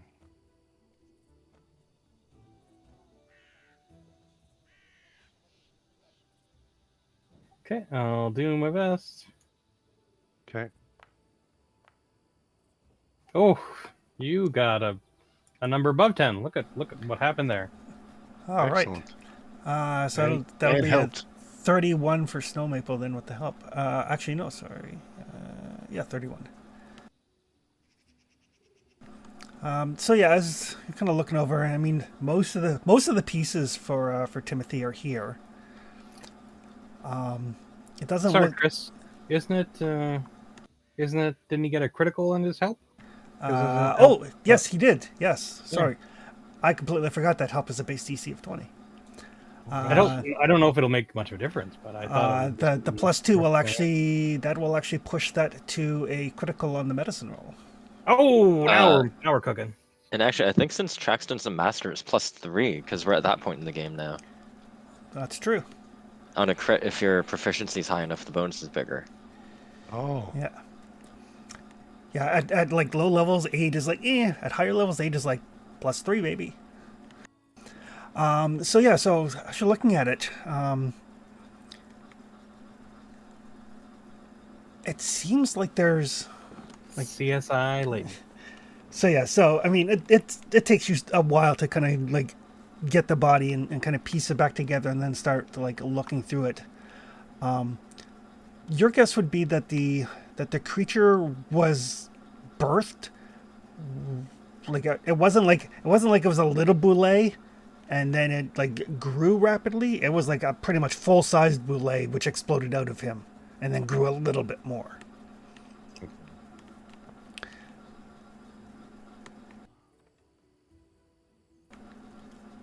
So what are we inferring from this? We're inferring the fact that when a boule existed within this body, it was instantaneously existed as basically a full-grown one. Yeah, it wasn't like it was. From what Snow Maple can tell, it wasn't like it was gestating inside him until it got too big to be contained.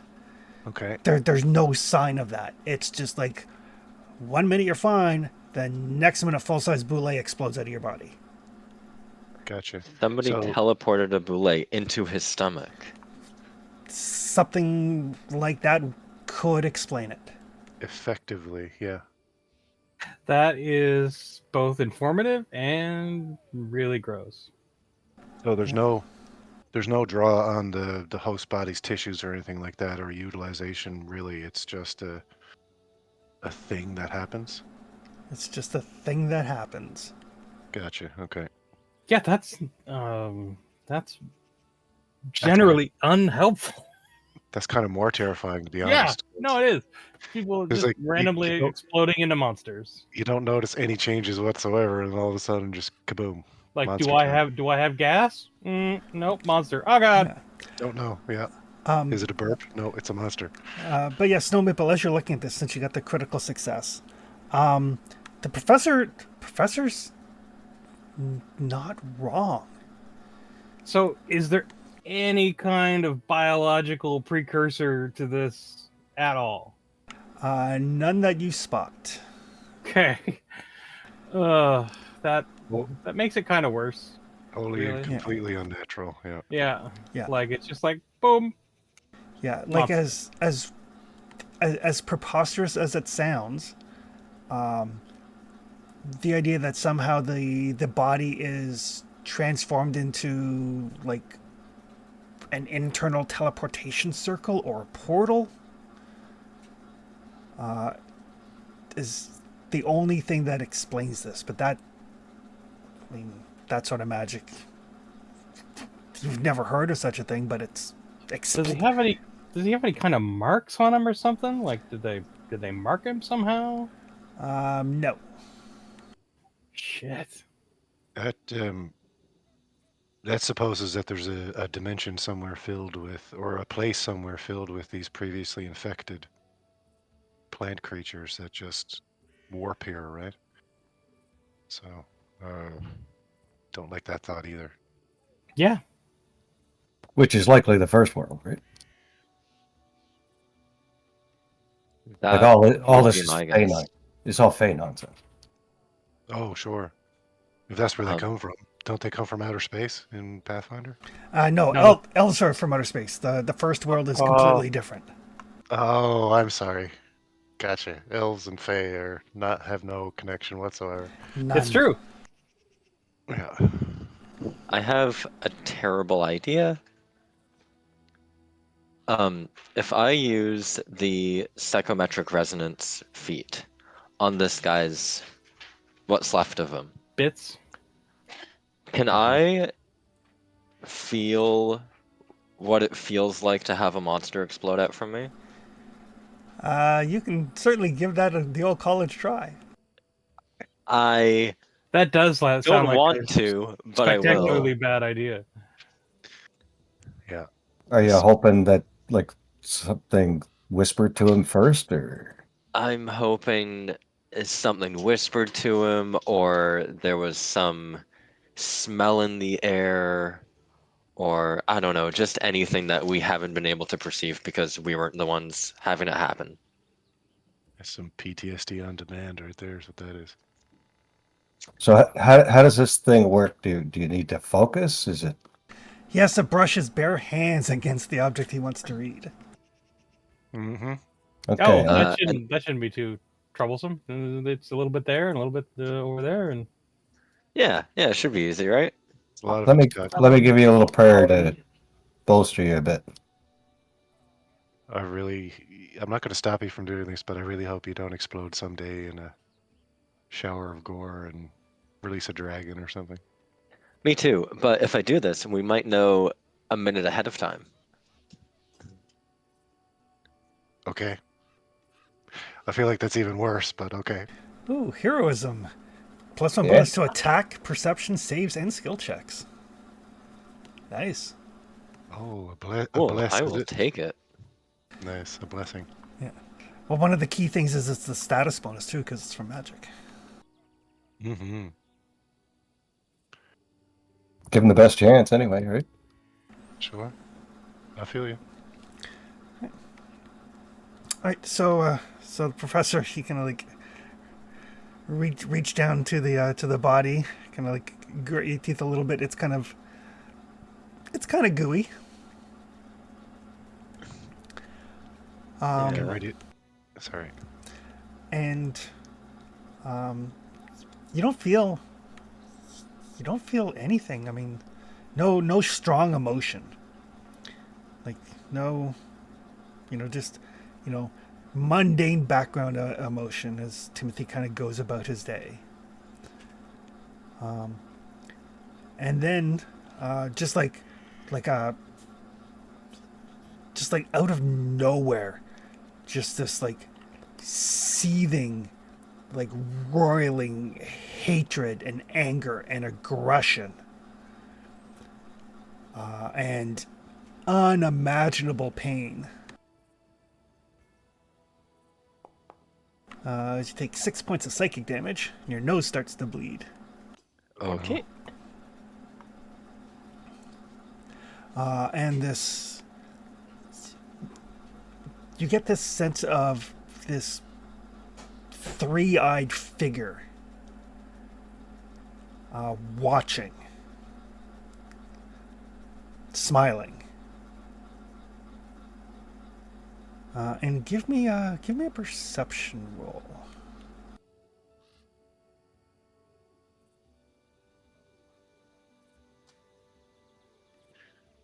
Sorry, I had to open my character sheet.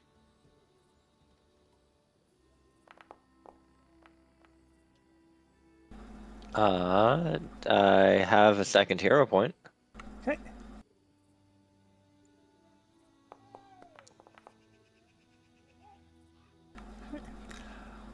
So you see this three-eyed, vaguely jackal-headed figure, kind of watching this and smiling as this pain racks through the body and then ends very, very, very abruptly.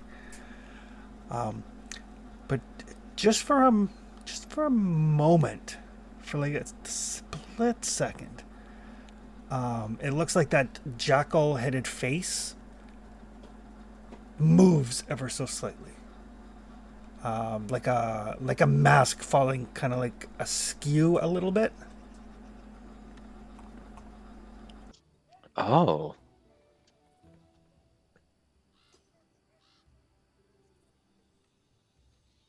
Then you kind of snap out of it, probably laying on the ground, rolling over, vomiting a fair bit. Yeah, certainly. I'll just sort of wipe the vomit from my mouth. And I'll find my way to a chair. Are you all right? And yeah, I'll be okay. Whoever's doing this, whatever's doing this, I don't think it's Lamash 2. I think it's someone masquerading as them. Oh. I think that's maybe even worse because it means we're throwing out information we thought we had.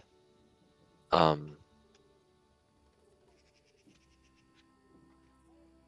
it's something. Yeah. I feel like we know even less. Like, what sort of purpose would it be to? What is to gain by masquerading as Lamash? The vengeance, or I don't know. Yeah, and would that require a being of the same power to do something like that? I'd imagine. So we're likely something that hates the civilization we've brought, I would assume. dealing with something else on the level of a deity. Yeah, I mean, when you put it like that, the I the want to Venn say no. the Venn diagram of beings that hate Lamashtu and also don't mind flooding the countryside with monsters has to be fairly small. Right. That's my That's thought. true. But also at the same time, I imagine that that demographic is fairly potent. You know what I'm saying? Like to be able to do. Oh yeah, I feel like we could rule out like the Girl Scouts and anything like that. Oh, sure. Or Yeah, your run-of-the-mill backwater cultists, but yeah. still, like, I mean, it makes the Fey angle, the first world angle, make more sense, We right? have run into some particularly nasty friggin' Fae around here. and some good ones. Yeah. Oh yeah, yeah, some good There ones was too, but one also that some escaped. friggin' nasty. Which I That can. that makes me think, should we ask the Dryad about it? I was just about to say we should probably ask the Dryad and/or the Nixie if they know anything about it too. Because Lamashtu's not a Fey, isn't? Right. We No, we Dude. fought Faye before, and one escaped. Do you think there's a connection? one of those little quick things. No, at the tower. I'm pretty sure one got away, didn't it? Now we got it. Okay, I was Oh remembering yeah, wrong then. it tried to fly, but we took it down. Do we know where Lamashtu comes from? Is she a demon or devil? I think she was a Uh, demon, right? recall knowledge, religion. Mm. Demigod. I'll use Things. esoteric lore, recall knowledge.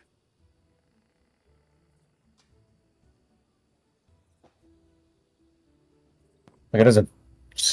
Mother Monsters doesn't sound like a first world. No. There's plenty of monsters there, but Yeah. Let's be one sec here. And I feel like she's way too ugly to be any kind of fae.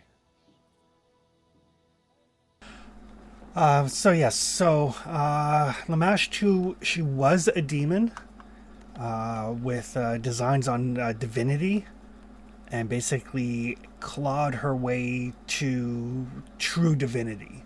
So she is a god, but she started as a demon. Okay.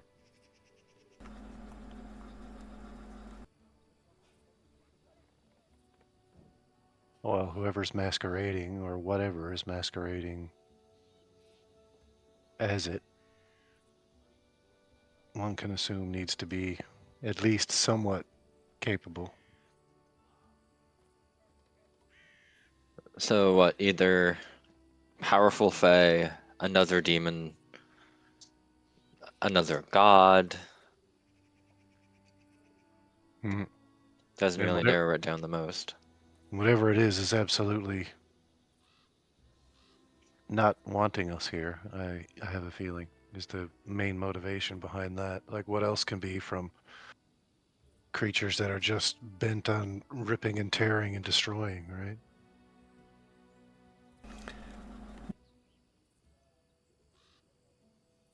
right? I think we need to research this. It's absolutely something that's been, to my mind, and like active in the area too, right? Because we've encountered specific individuals that have exploded in growth as well when they got defeated, right? And we've seen these plant things all over the place. Right. Yeah. In seemingly random locations, but tied to specific events. Then, right? Now, mind you, I'm not sure the connection. The blood drinking Fae, there was some vegetation there. And maybe that would have been something, if we had spoke to them at all, we could have determined, but I'm not sure what that was about. They could have just appreciated the aesthetic, who knows? and seeing that they are what they are, they had no problem with it. So, Right. Or maybe we can learn more at the owlbear. true. So for Professor and Father Hull, both of you are aware, in general terms, of Lamashtu. Her worshippers include gnolls, goblins, monsters, any outcasts. But her primary desire is the proliferation, permeation, and dominance of her children. Oh, I mean, that tracks. so even if she was involved, she'd be all for it anyway. Yep. Her faithful pursue ideals to become or create more vile monsters and spread her murderous influence. Yeah. Pretty much what this thing does. She's essentially like a Lovecraftian deity. Yeah. So if something is masquerading as Lamashtu, like, they don't have to, like, this is things that she would be on board with anyway. Yeah. So that doesn't tell us anything, really. Yeah. True. It would make it exceedingly easy for something to subvert her cult, because there's no outward appearance that they would be serving anybody else.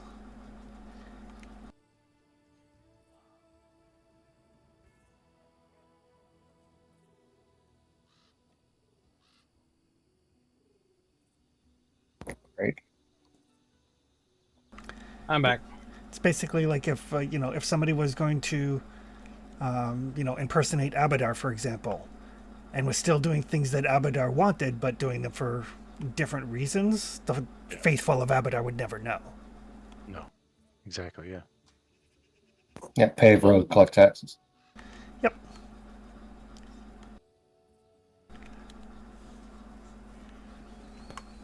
I mean, we still have to deal with this owlbear. Oh yeah. And maybe we can learn something while we're there. But I think we're going to have to make a trip to the restaurant. True. So there may still be cultists to Lamashtu. They're just not working for Lamashtu. Exactly. Right. So I think, advising people to watch out for cultists is still valid. Yeah. And possibly to report any signs of strange. Culty activity. Well, I was going to say vegetation in the area, but That too, yeah. Suspiciously large purchases of candles. yeah. Anybody buying lots of robes? Come back and they've like burned all of the robe salesmen at the stake. I was going to say, yeah. Oops. Stir up the suspicion and everything real good. I mean, we're not trying to create a panic, but I feel like Lindsay is very skilled at delivering news to people, and she can probably do it in such a way as to not cause panic. And hobgoblins are very good at running people. So yeah, I mean, you've got the hobgoblins here in town anyway, so they can definitely, like, that will definitely put people's mind at ease. Yeah. I mean, at first people are like, oh, hobgoblins, but I mean, they're your hobgoblins. They're not like They're professionals. yeah, they're not like the Brit Squad. They're there for the people. So yeah, basically between Lindsay and Valerie's around someplace, and the hobgoblins, the people of Layton feel like they're in good hands. Amari may eventually come back and not be dead. Well, maybe. Theoretically possible, but eventually it's not going to happen. Amiri would explode into a monster and then kill it to tell a story. Yeah. Choke it to death as it was being born. Yeah, she'd fight it with her internal organs and mash it to pieces on the inside. You get back in there. I refuse to allow you to burst from my chest. Before we eventually leave the area, I'm going to cremate the rest of Timothy's remains. and bundle them up. Yeah. After we've had a good chance to look them over. Oh, yeah. Do we want to send them to the cemetery at Rivers Bend, or No, do I'm you gonna want to have bring a it. private service for him? I'll bring it to his family. It's fine. Ah,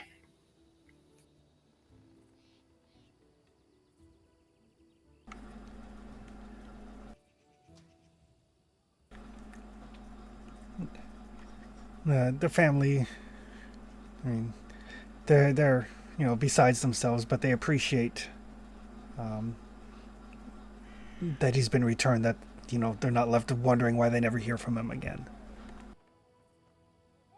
Yeah, and we killed the monster that killed him. it's true.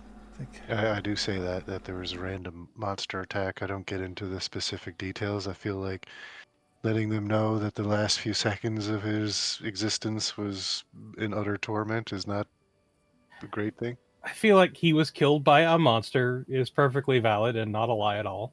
Yeah, just not specifically exactly what happened. Yeah. it's like, well, we knew frontier life would be dangerous. It's some small consolation that that creature won't kill anyone else. Oh, rest assured. As I'm leaving, I'll make mental note to my next round to bring them an extra share of supplies. Gotcha. Right. And by the time that is done, it's like probably going on to early evening on Wednesday. Makes me wonder if we should start a widows and orphans fund. You do have an orphanage. That's true. Yeah, there's still one parent left though. So are you guys going to set out, or are you going to wait till morning? I think we can probably set out, eh? It's not too late in the day, is it? No, is it? it's like early evening. You can get some ways down the lake before you need to pull aside to camp. Well, we'll make it as far as we can. Yeah.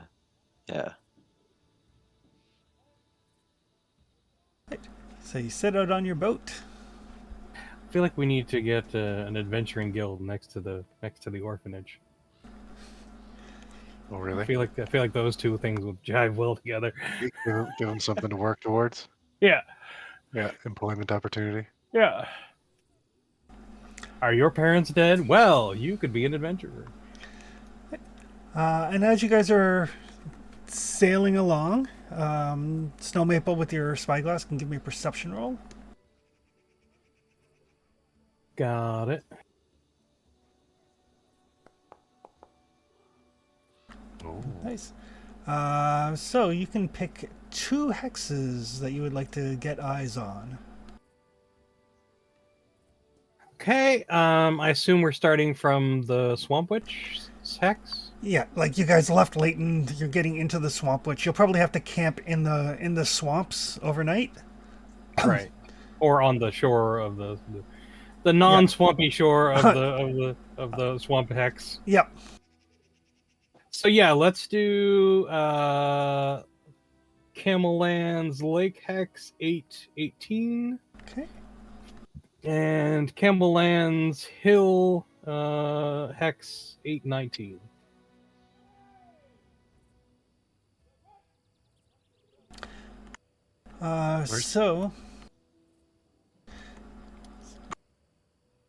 So that one. Yeah. And that one. Ooh. I do like that you can turn on the hex map thing and get the exact numbers of them. Great coordinates. Yeah. Mm. So the kind of like where the Tuskwater Lake, the kind of the southern part of Tuskwater Lake before it starts divvying up into the rivers. Yeah, drains into the lower section. There is a fair-sized island in the middle of it.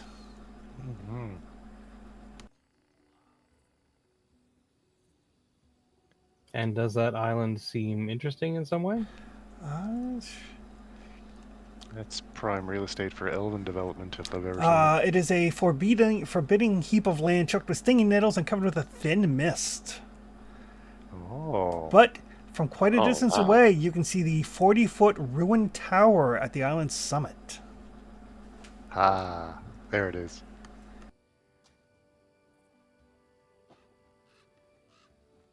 I don't know. That sounds like a lighthouse waiting to be built. I feel like I just found Traxton's summer home. Okay. Yeah, well, I mean, I'll mark it down. That is something to be investigated when we have some time. Assuming we ever have free time. I mean, we might as well sail by it while we're heading for the river. I'm putting a mark on the map. Forbidding Tower, Misty, etc. That looks like a great camping spot. What are you talking about? Ooh, we're never gonna get this Albert taken care of. Nope. And the one next to it, that looks like it's an area of basically kind of like geothermal activity, kind of like bubbling mud flats. Large mounds of fungus and mushrooms. Oh. Like some of the fungi you can see are easily the height of a man. So geothermal mud flats Mushroom farm? Question mark. with massive fungal growths. Yeah, massive. Like, well, I mean, like human size at the very least. Yeah. I consider that to be massive Yes. for a fungus. It is. Very much so. By this world standards. That we're By any world standard. the real world right now. Yeah, it should be a concerning amount of fungus. Yeah. Well, it's true. Unless fungus is a staple of your diet, I think it's a concerning amount of fungus. Exactly. But yeah, geothermal mudflats with massive fungal growth. Yeah, got that on the list. That's 8.19 hex. Yep. Excellent. Charted.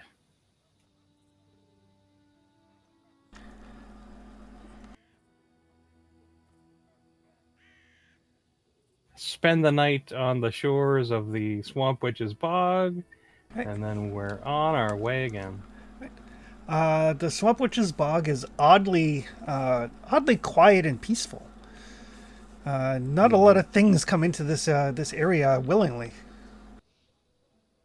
No, they don't. Priests of Abadar included. I mean, it's sort of kind of a natural barrier, almost. And who would be on like middle watch in the night? Never haul. He's first or last. I'd like to say probably like flour or something. Right. Um, Snow Maple probably doesn't mind the dog watch.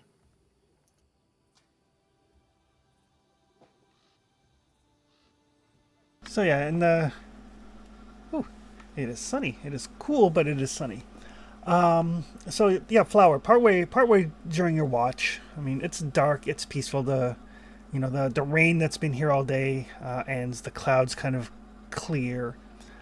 And you can see in the direction of the island these three glowing spheres that kind of seem to be circling where you would estimate the top of the tower to be, but they're not circling it like orbital, more like much more erratic. Uh-huh. But three of them, and they kind of change color between like a greenish color and a reddish color and a blue color. They kind of like change back and forth colors and move in an erratic circle around where you judge the top of the tower to be. I think like the second I see like weird glowy orbs, I'd probably wake up the professor. Like, hey, spooky's going on over there. I'll rifle through Snow Maple's stuff for spyglass. That's fair. And take a look.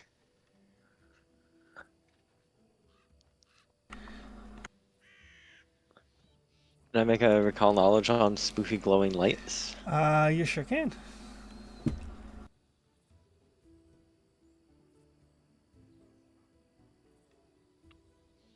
Did that work? The message didn't come up this time. No, I don't see it.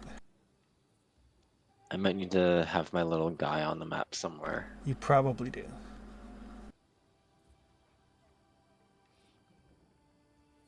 Here we go. There we go.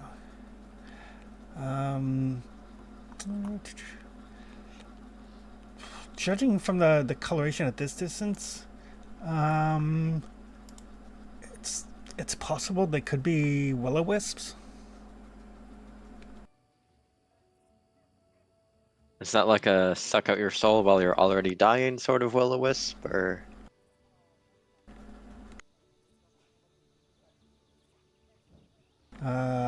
That is another roll. Okay.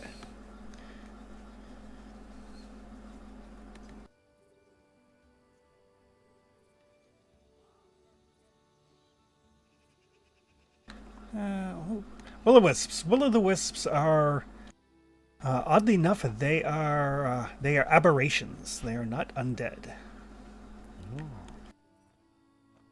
But they are balls of multicolored lights said to basically lure travelers to their death. They can vary in color and illumination. They can mimic like lanterns or distant fires. They can turn themselves completely invisible by extinguishing their light. Generally active at twilight and after dark. And they feed off of fear. Understood. I'll let Flower know that at this distance they're fine, they're safe. Wouldn't want to be too close to them when we go exploring it though. But for now they're just a light show, enjoy it. It is pretty.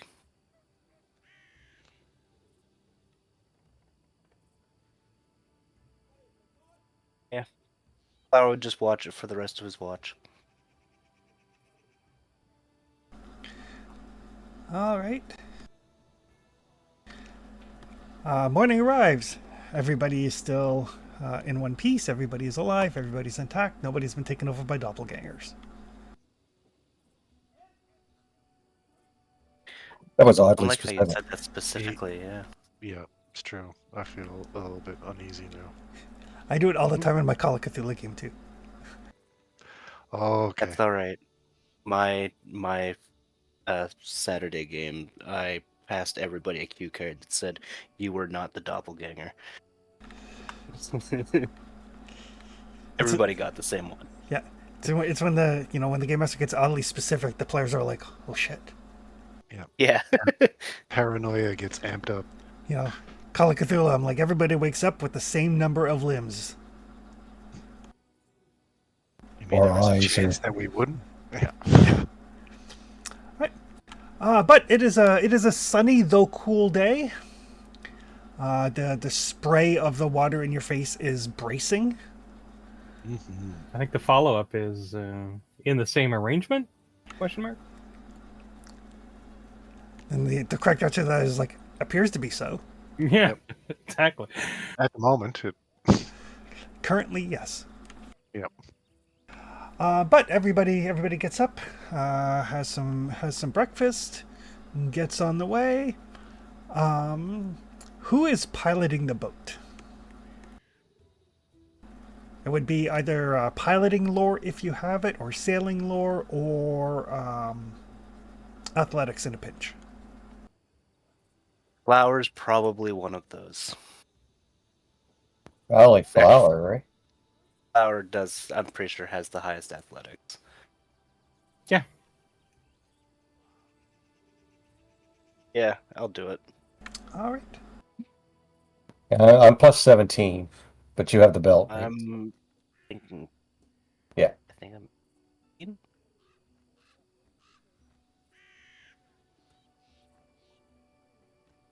I want to say. Yeah, I think you're 18. Snow Maple is keeping watch with the telescope. Spyglass. Yeah, spyglass. Oh, neat. take- The party sheet will tell you everybody's skill proficiencies. Party skills. Neat.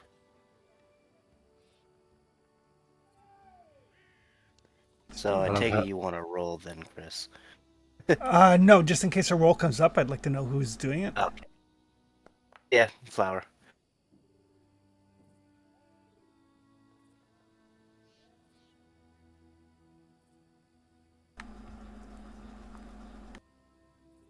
Right.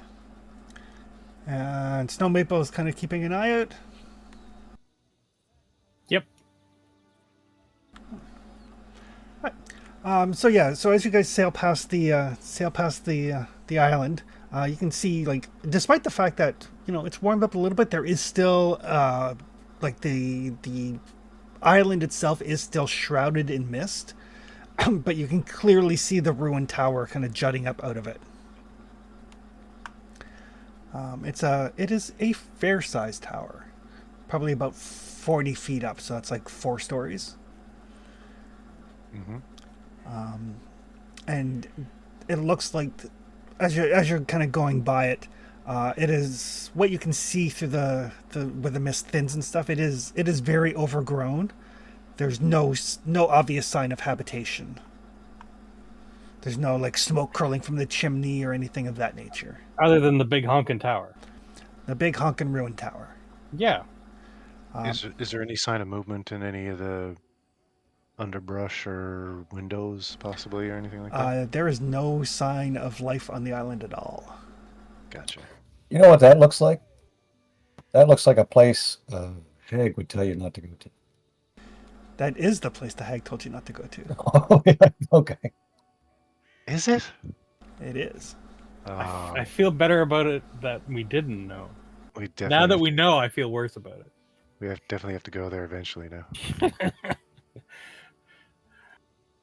She specifically said it's the sort of place stupid adventurers go, and she wouldn't tell you where it was. Yeah. Surprise. That, We that found looks it. like that place, yeah. God, it was real close too. Yeah. It's like she was surprised we hadn't gone there yet. It's like, oh, Yeah. no, okay.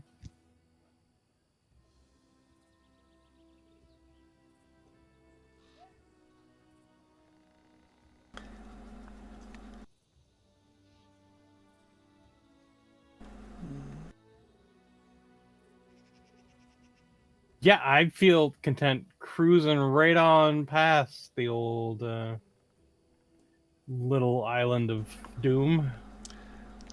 I Well, I I will feel that say, if we- if you're- Flower and I saw some will-o-wisps last night. yeah. So if we they were were pretty- going to explore the tower, early morning may be the best time. Yeah, I also feel that if we stop here, we will never get to that Albert. I reiterate, island of doom. You Plant the sign. did you see the will-o-wisps on the island? Yeah, they were floating Yeah. around the tower. Oh, Yeah. Very erratically. interesting. Like on top of the tower, or just kind of around the tower? No, just kind of like around it. They'd like, float up and float down, and yeah, just kind of meandering, but central to the tower. That's a tomorrow problem. Intriguing. I don't know if it's going to be a problem at all. It's like, it's just something that's there. Like, it doesn't seem to. There's no fog billowing out from it. It's the fog is there. The But mist is there. If we're going to be expecting trade along the river system, we may want to look at it at some point, Oh yeah. or that send and someone to us. look at it. That Either we're way, also- it's not a today problem. We're looking No, for no. something that's doing things, aren't we? So that's prime hideout material, in my opinion. It looks Anyway. like a place, yeah. I agree. Place that could use a good burning down. A cleaning out and a refurbishing, absolutely. Parking lots. No, Well, no sewer parking lots. system. No nature preserve on that island, baby. I'll flip you for it. And Snow Maple, if you want to give me a perception roll. Yes, would love to.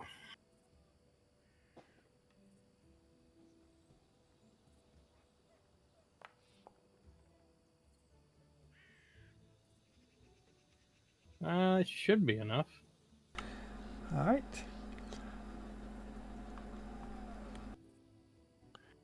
We'll see? Question mark. Hope so. Mm. I thought the DC was still hovering around low 20. So yeah, as you're making your way up the river, you can pick a hex you would like to look at.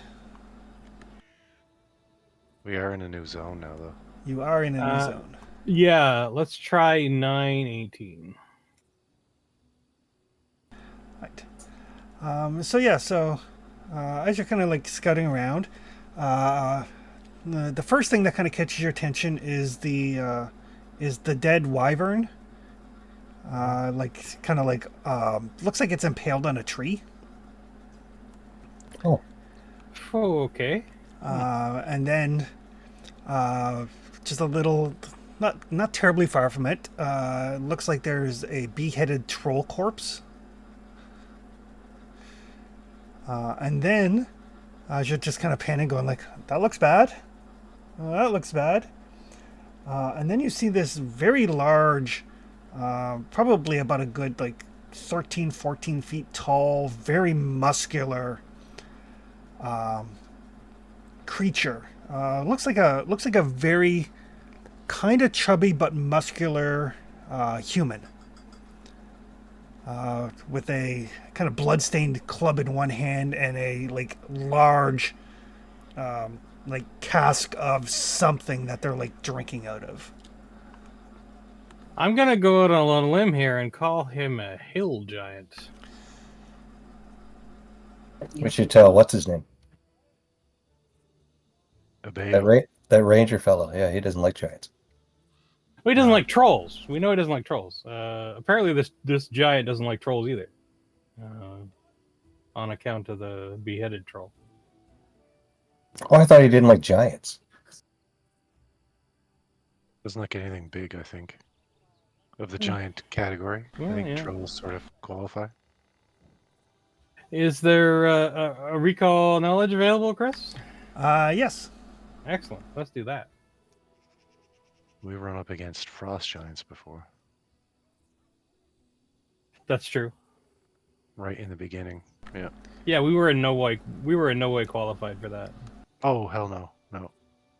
Well, we took out the one that was already janked, but Yeah, Uh, but it was very janked. yes. Yeah. Stone Maple. That is definitely a hill giant. Right. Okay. They are kind of the smaller of the giant kin, though still very massive. Mm-hmm. Hill giants tend to be fairly selfish and crude. The fondness for violence.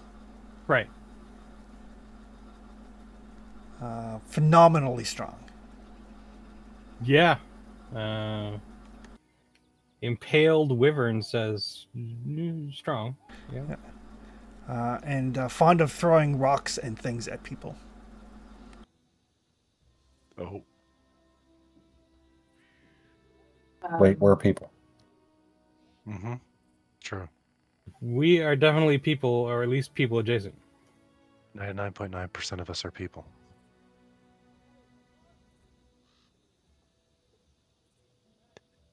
Right. Babe. So whichever side of the river that thing is staked out, I think we should camp on the other side. Mm-hmm. Yeah, he is on the southern side.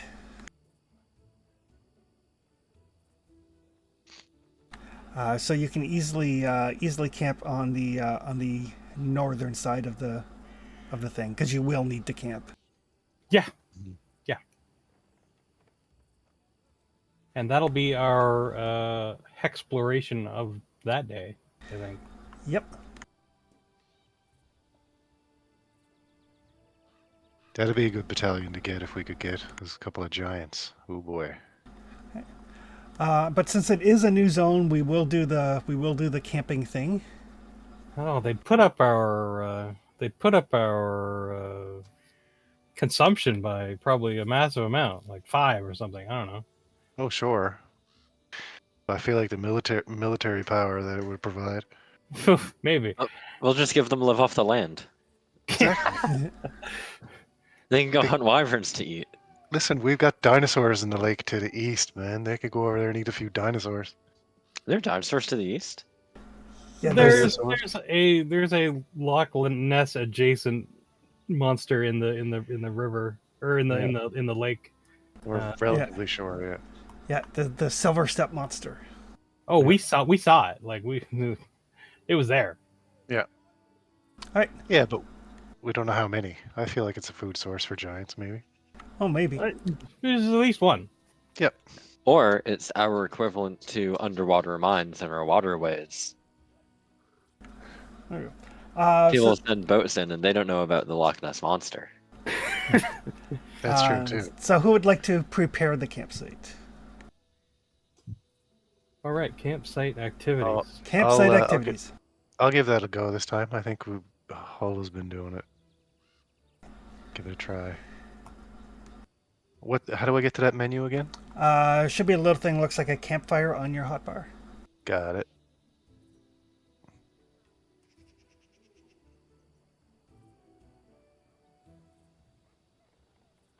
Oh, this is the one that allows you then to do something else, right? Yep. Gotcha.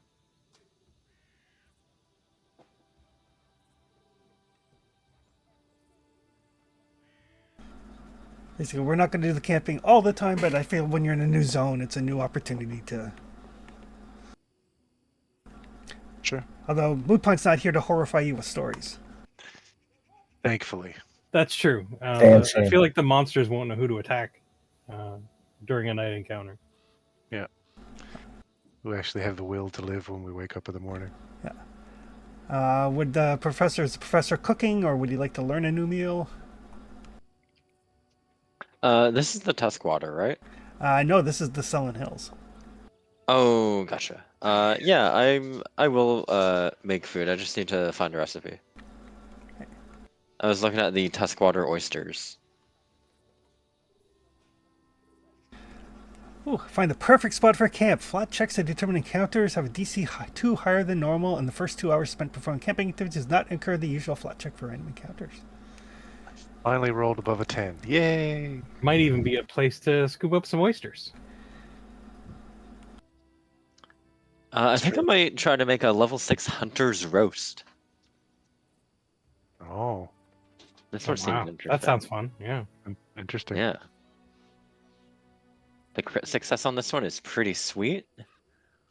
So I might start making this as the standard camp food.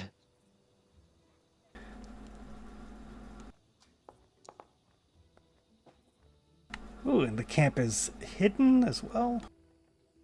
Yeah, there's a freaking giant over there. At least one. A few trolls and maybe wyverns somewhere too. Okay. Yeah, let's hope he doesn't feel great about getting his feetsies wet. Yep. He gets drunk and stays south. All right. Father Hall is hunting and gathering. Yep. And Fortitude Flower is organizing the watches. Indeed.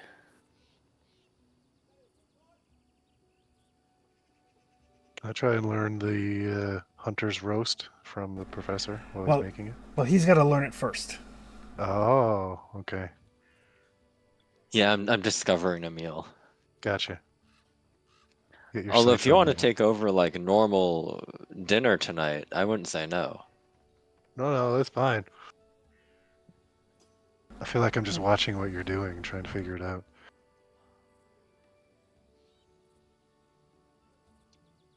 Okay. And Tony can roll survival.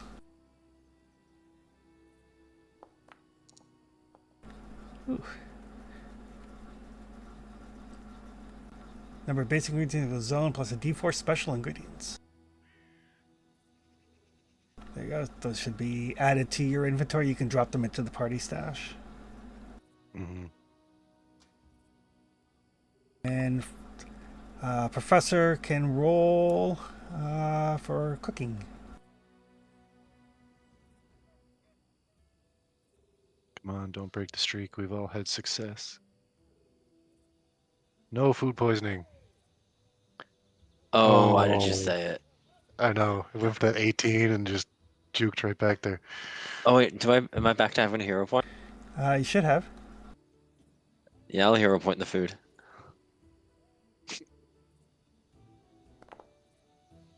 Oh, goddamn. Oh, it's still not good enough. Damn. All right. So yeah, so you try to come up with this hunter's roast, but you're like, this is not working. It was too wet. I left it in the heat too long. I just made Hunter's pulled pork.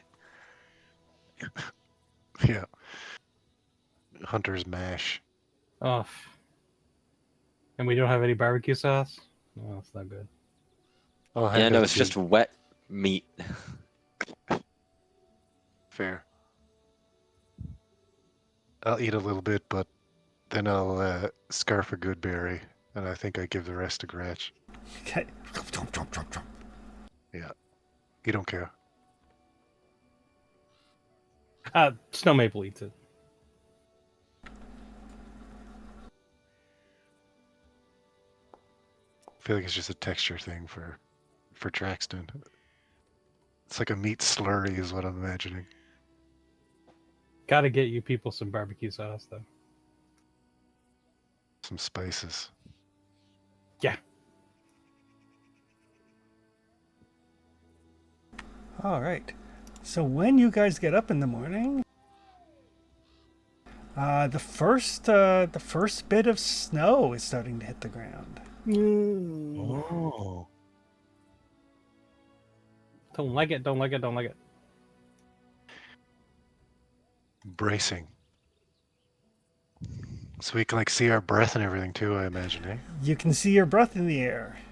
Nice. It is the first snow of the season. So apparently you guys are adventuring in New Brunswick. Perfect. Because I mean it's like the 9th-ish of December and you get snow. Right. During the night, I mean, as you guys are keeping watch, the giant eventually kind of makes his way down to the shore, kind of sits on a rock, starts singing very loudly. You guys can hear him, some sort of like a drunken giant like love song, full of God. occasionally blubbering and then drinking. Whoever happens to be on watch, if you speak Jotun, it's a lot of why did I let her go? Yeah, I feel like my ability to comprehend Jotun just became a hindrance. Yep. But yeah, you guys, those of you with earplugs, put them in, you pull your pillows over your head. It's like having a really loud, drunk neighbor a week after a breakup. Yeah. Yep. We need to get him a pickup truck and a really large guitar. He'll be fine. Yeah. If he had sending stones, he'd be like drunk Deitlinger. Need to take him downtown and get him sorted out. So, and by the time morning comes, when you kind of look, he is like passed out drunk on the other side of the river. Oh, that's just sad.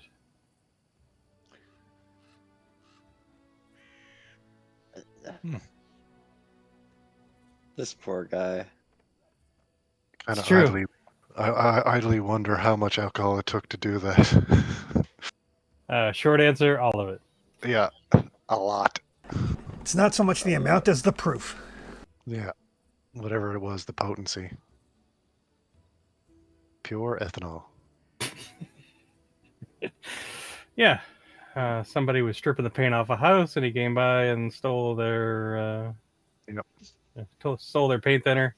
Industrial grade. And he's been drinking it ever since. Moonshine. Now he's blind. Yeah. No, not a hill giant. It's just a good night. Yeah. Wash it down with a basket full of Tide Pods and away he goes. Yep. It's a Friday night. So as you guys kind of look across the river at this sad, sad giant, as you like kind of get in your boat, make your way before he wakes up, perhaps in a hungover and foul mood. Mm-hmm. Like, he's so sad and pathetic that Snow Maple doesn't even want to kill him. No, he's killing the bad things. I mean, he's doing us a service. I mean, that is one way of looking at it. True. On both accounts. With the snow coming down, Snow Maple, your spyglass isn't of much use. You can basically see things that are like on the shore as you go, but you're not going to be able to see much further. Right. But as you pass through, you do notice that it looks like at one point in time in the past, there might have been a ferry service across the river at this juncture. At 919?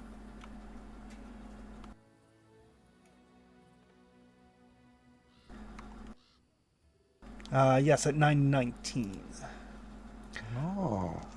Yeah, like there's the remnants of like the pillars on like both sides that are roughly lined up, and you can easily see like running a rope or a chain between these to run a ferry.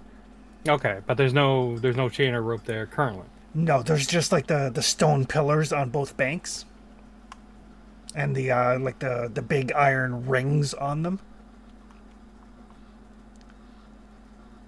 I'll make a note of it. It's the sort of thing. I mean, it wouldn't take much for like Flower or his people to come down here and like refurbish the ferry. Yeah, well, that'd be something handy to have. What we can see in does, future. What we can see, does it look like Dwarven work or Elven? Like we've got a couple of Probably dwarven okay, or dwarf adjacent. right. Gotcha. In the dwarven style, at the Yes. very least. Indeed. It's lovely. And Functional. and yeah, and I mean, many years ago there were sufficient trade routes through the stolen lands. Finding something like this is not unexpected. Right, yeah. No, absolutely. I was just curious as to the development in this area, who would have done it, that's all. Yep. But continuing on through the snow and I mean, it's probably like -4, -5, so it's alternating between like big fluffy snowflakes and kind of like slushy crap falling from the sky. Yeah. Oh. For Snow Maple, it is miserable. Oh. I'll be in my tent. It was lovely weather. I feel like I got my jacket open and everything. Yeah. Traxon's like standing on the bow, like wind going through his hair, little like ice crystals forming on his like beard and mustache. Right. Snow Maple is in her tent, huddled underneath her feline cloak, trying to desperately make sure it doesn't get wet. Blowing into her hands. Well, as long as she is dry, the cloak keeps her comfortable. Oh, nice. But if that cloak gets wet, it's game over. Doesn't Sure. like it. No. Throw the coyote cloak on top. There you go. You'll be all right.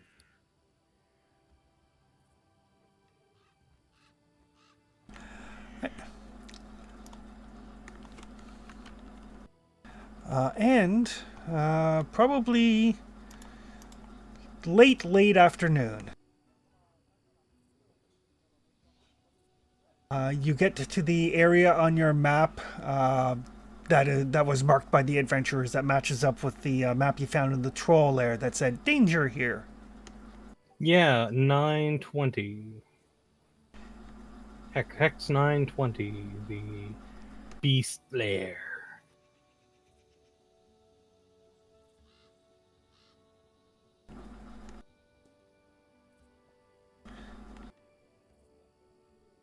Excellent.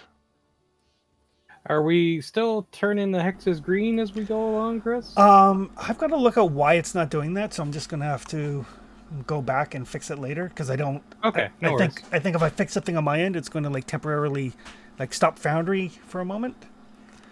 So Yeah, no worries. I will clear them when I get the opportunity. Excellent. We beach the boat on the south side and disembark. All right. Yeah.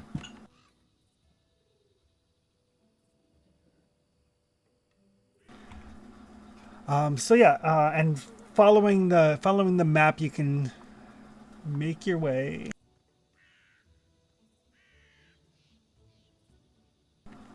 Assuming my map wants to load.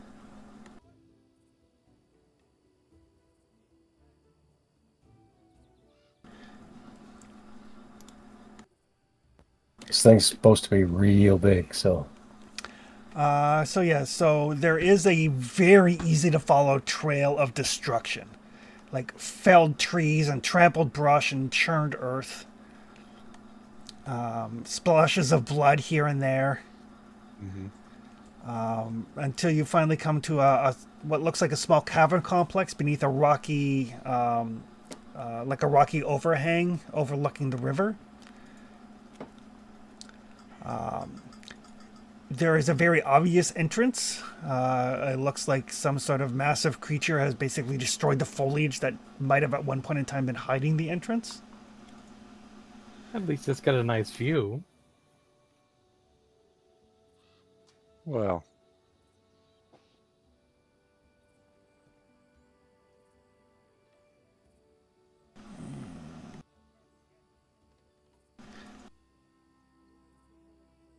One sec here. No worries.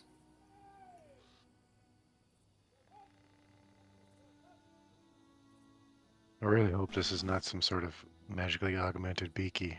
It's gonna be so sad. Oh. He ate so many bandits. Yeah. He got real swole on the protein. Right.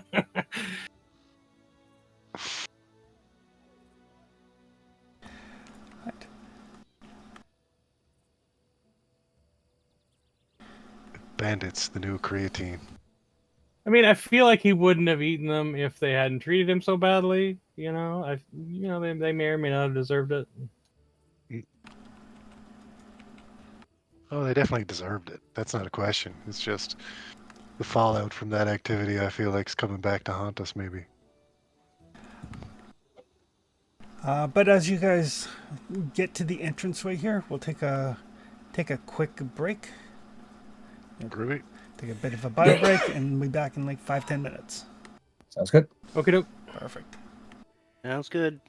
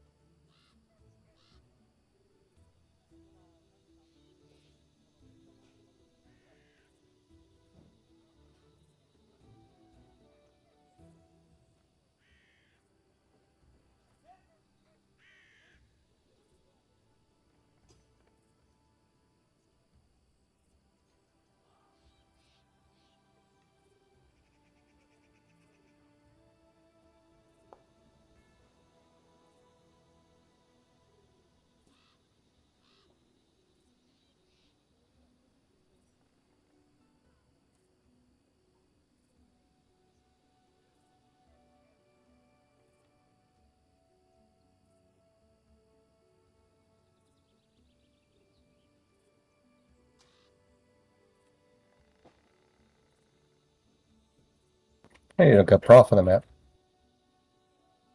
Oh, I was wondering why I couldn't see anything. Put him in front. He loves being in front. Yeah, front seems good.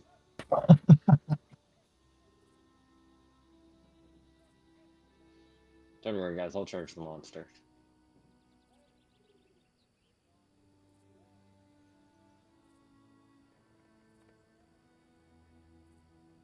I assume we were doing our exploration as we were coming forth to this thing. I assume.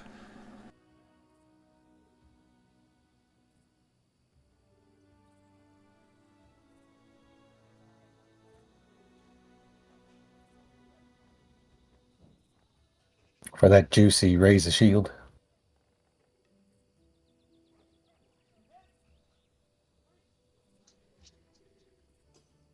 If we let the owlbear come to us, I can try out this new Loose the Path spell that I got. That could probably make it just waste its entire turn.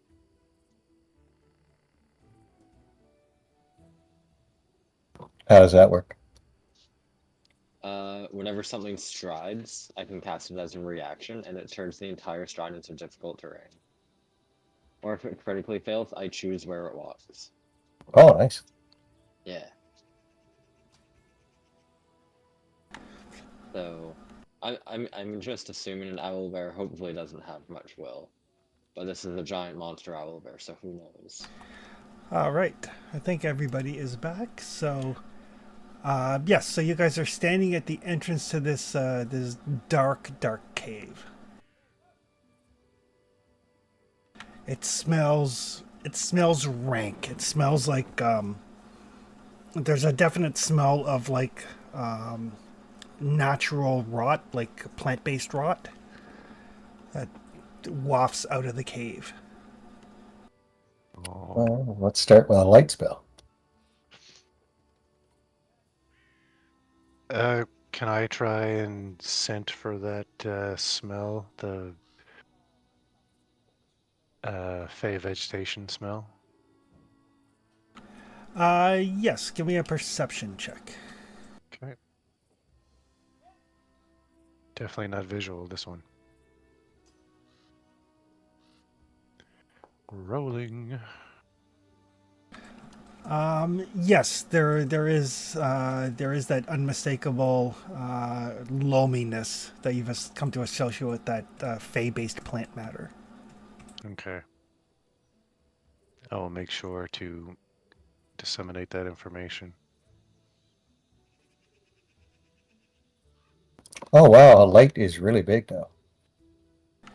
Yeah, it's what, like a 120 feet. well, you can cast 120 feet. It's a 20-foot radius, and so 20 feet bright, 20 feet dim. But height into fourth, it's 60 and 60. Yep. And you can choose the color, and you can actually send it ahead like dancing lights now. Oh, yeah. No, I mean 60/60 is fine, right? Yep. And as you look in, you do see some strange fungal growths in the area.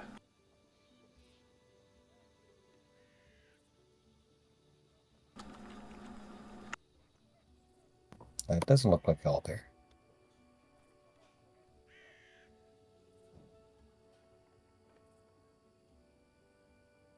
Nature check to identify these strange fungal growths.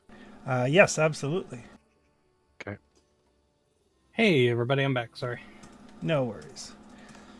Father Hall's light spell is lighting up a significant area, and there's some weird fungal growths in there. Oh, I see that. That's not good. Oof, that is a critical success there for Traxton. Excellent. So some of those seem to be these like unsightly, sickeningly purple mushrooms with whip-like tentacles that you can identify as violet fungus.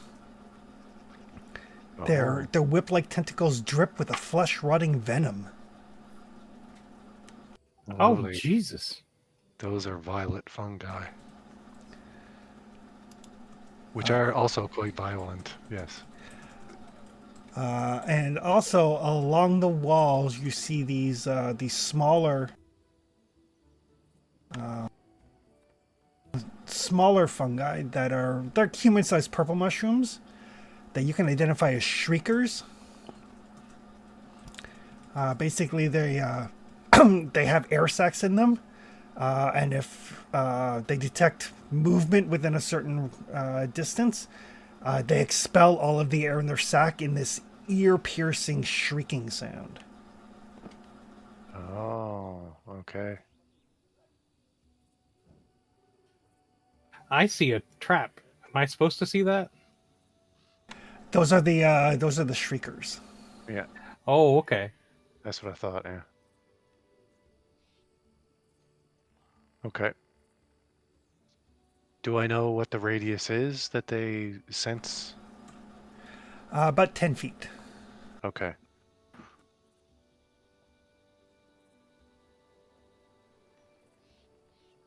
I'll let that information be known as well. Okay. So, what do you think? Should we just blow them up? Or?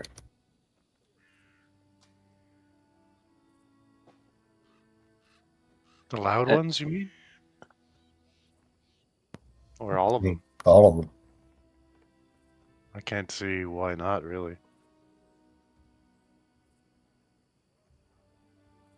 Do we know if they can even move? Or? With your critical success there, aside from identifying them, you can determine one additional thing about them, Traxton, whatever you would like to know. Okay. Yeah, are they ambulatory? Can they move from their place? Violet fungi are ambulatory. They're not fast by any stretch of the imagination, but they can move. Gotcha. I'm not sure about the shriekers. The shriekers are not. Okay, stationary. Okay. Snow, do you think you could, or Traxton, just shoot the shriekers? I could land an arrow on one of them. Whether or not it would entice them to come this way, I don't know. Or just set off the shriekers. Hard to say. I could get it with quite a few knives from here, I think, maybe. I could drop a bomb in there.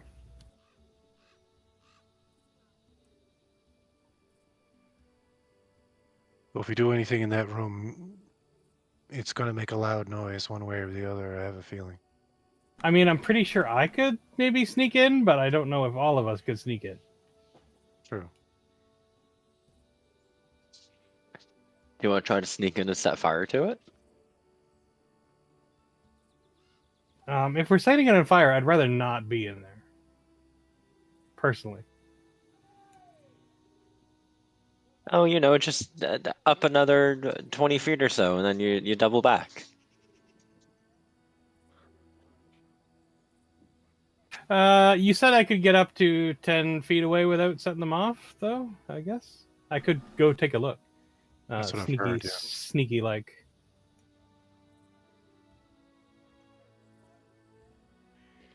I'll make sure You you have- know which ones are the shriekers and just stay 10 feet away from those. Do you have any alchemist fire? I've got one left, I believe. I'll give you mine as well if you're going up.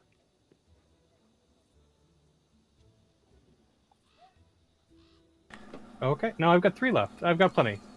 I'm Okay, good. Sweet. Right, so Snow Maple is sneaking in. Sneaky, sneaky, sneak. Just to get a better look at things.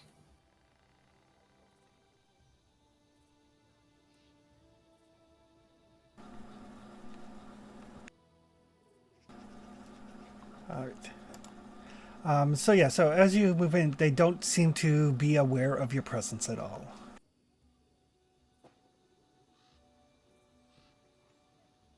Excellent.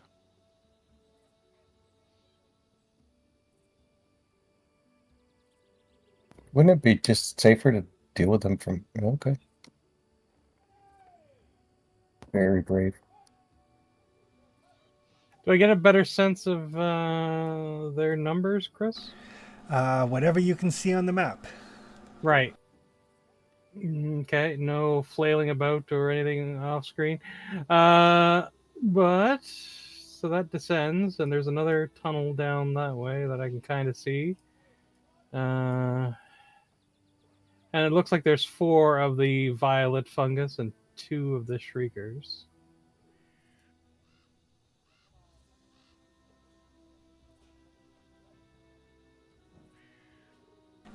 Right. And you can give me a nature roll, Snow Maple. Sure. Do you want that as a recall knowledge or just a nature roll?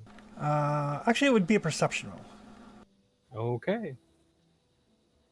And there's just other non-animated fungus as well. Correct. Hmm. Fill this whole area. So from where you are, you can see like the violet fungi don't like they've got the tentacles and everything. They don't seem to have anything that you would identify as eyes, indicating they probably have some sort of other sensory capability. Excellent. Snow Maple has recently learned to foil those types of senses. Exactly. Trixie. It's true. Yeah, this is. All right, I'm just gonna back off, I think.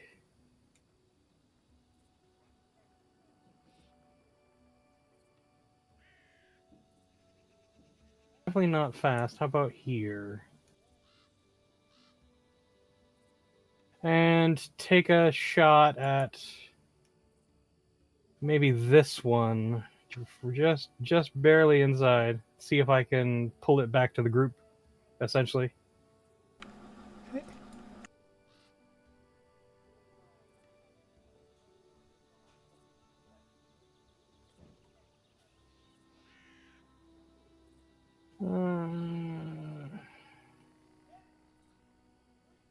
Yeah, I'll use a bow shot.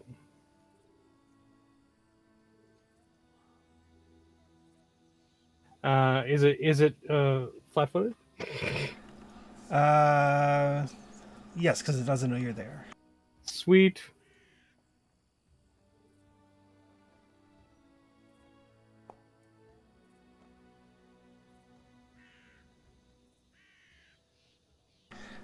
25 is a critical hit. Ooh. Oh boy! Oh boy! Hello.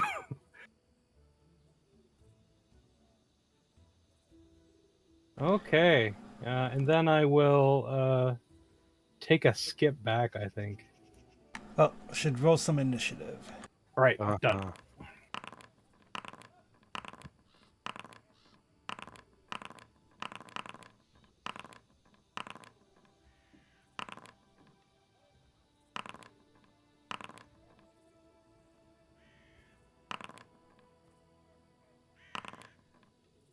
Only near death. That was a good crit though. Oh, flowers so fast. This is weird. This is a weird Just- sensation. This time, yep.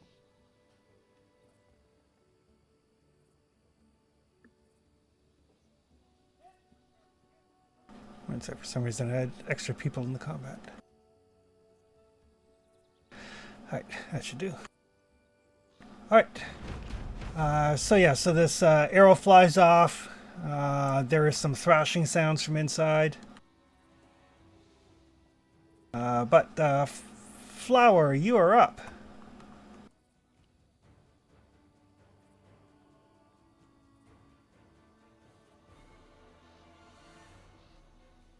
I think I'm just going to move up by Snow and wait for something to happen because I'm currently unsure of what exactly I want to do right now. So Okay. I know that there's a threat, so I'm going to rage. That's pretty much all I'm going to do this turn. Okay. Actually, I could Dread Marshal, couldn't I? You could. Try to. Yeah, I'll Rage and Dread Marshal. Rage.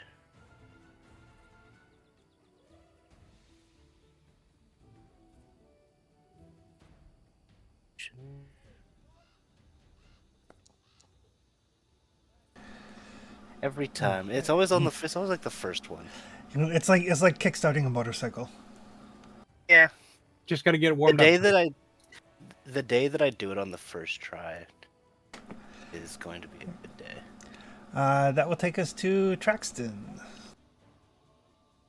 I can move through ally squares, yeah? Yep. Okay. Let's go here. Gratch will just use his movement to get behind Flower. Okay. And I'll take 2 shots at this one straight ahead Okay. with the long bow.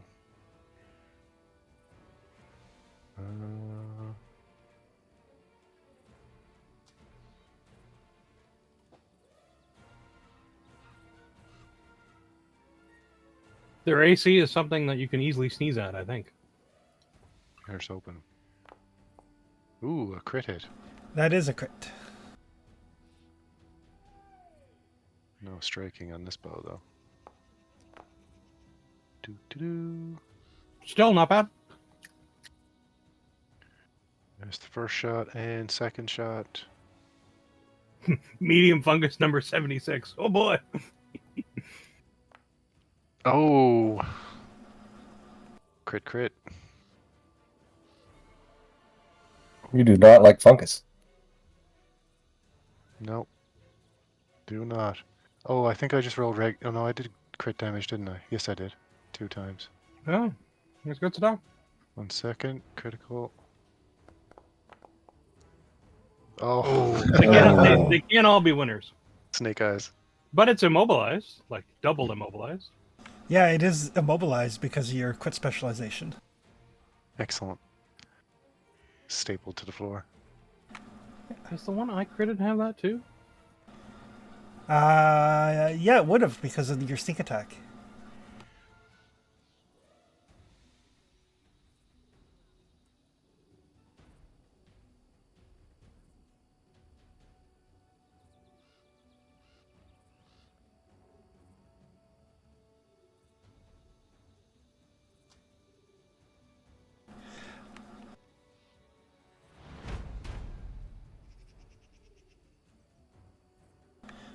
Oh, that one can actually move.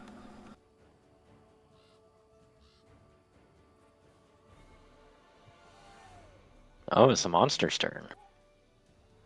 Mm-hmm.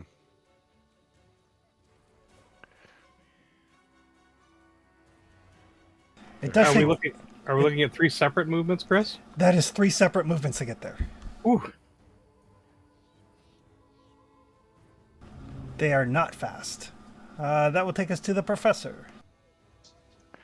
I'll link up beside Gratch. And then on this guy that presented himself, I'll just exploit vulnerability and shoot him. Okay.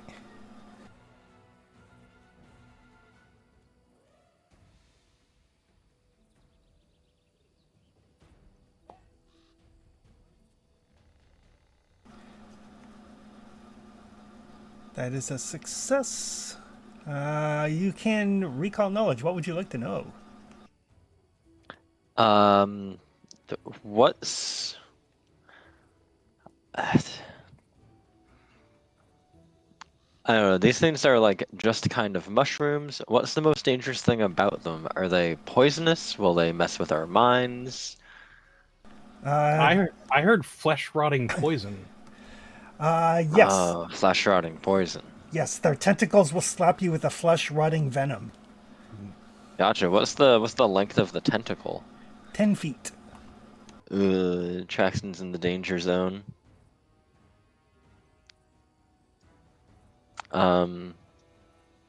Yeah, I will also let the party know that they are weak to fire. And yeah, I'll rub some charcoal on my crossbow bolt and try to shoot it. Okay.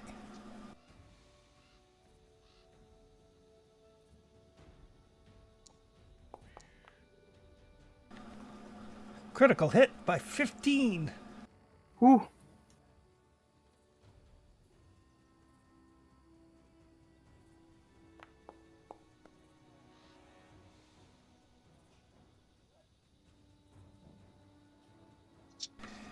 Sweet.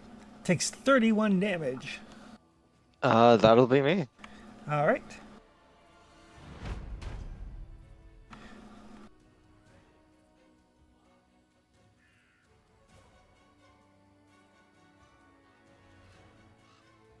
Okay. Another one starts to move forward. Father Liam. So spirit damage is new. Does that work on fungus, or do we know? Or Spirit damage, I don't think does.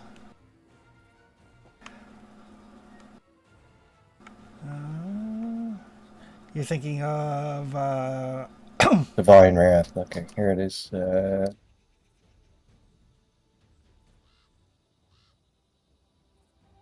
Constructs don't have spirits.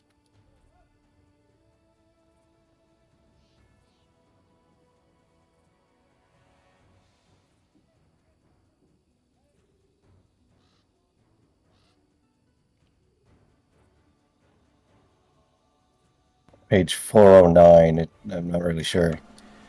page 409. Of the player's guide, yeah.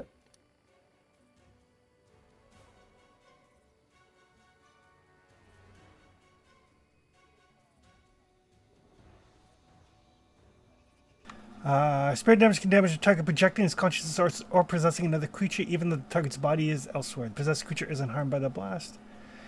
Doesn't harm creatures that have no spirit, such as constructs.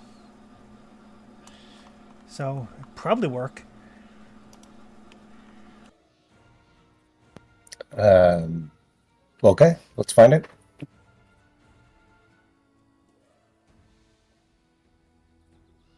Actually, I don't need another action, so I'll recall knowledge to see if it might work. Yeah. Legitimately by the rules, I don't know if it works or not. Do mushrooms have soul? Because that's just it. They haven't updated all the monsters yet, so I don't know what has... like, what is affected by spirit damage, what isn't. So, we'll try it, and... we'll find out, I guess, because I legitimately don't know.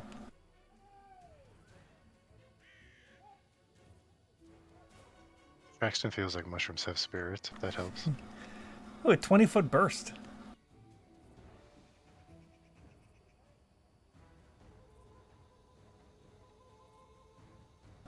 Oh. Yeah, we lost our wizard, so I figured I'd try it. Why not? All right. Well, roll some damage.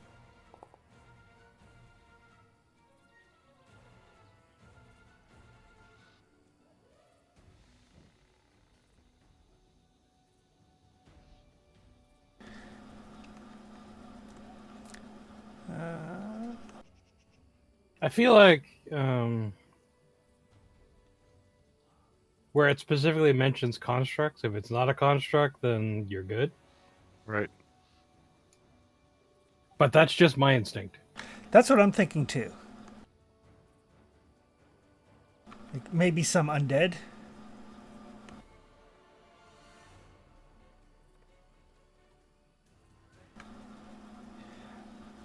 Yeah, so- I could see that argument too. Like if it's specifically like zombies or skeletons or whatever that are mindless undead.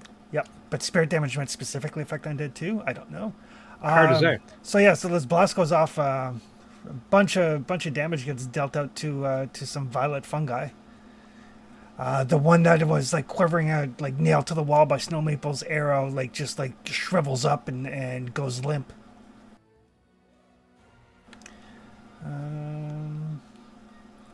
No damage to the Shrieker, though. I would say it would still damage the Shrieker. Like, it's weird because Shriekers are technically a hazard, but they have hit points. No, no. So they are technically a living thing, but they're treated as a hazard. But that is definitely enough damage to take out a Shrieker.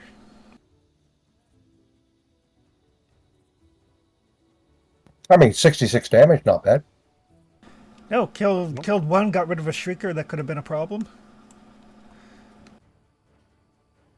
That violet fungi at the back is immobilized. That will take us to Snow Maple.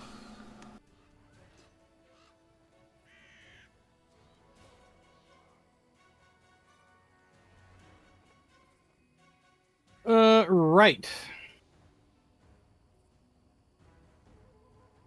I think I'm gonna play it safe and just huck some knives at this closest one, maybe. Okay.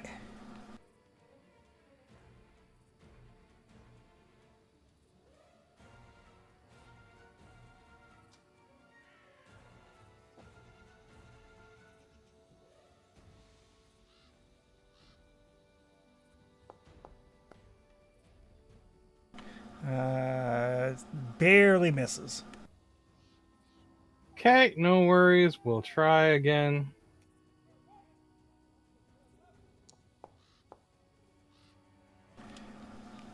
Okay. Barely misses. I'll make some room for someone who would like to be closer to the front. Right.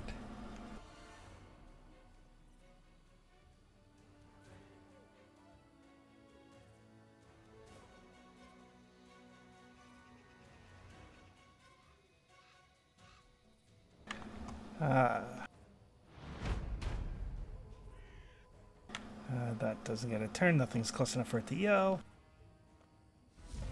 That'll take us to Flower. All right.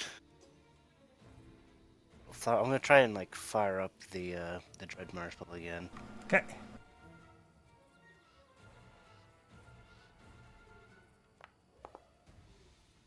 There you go. There you we go.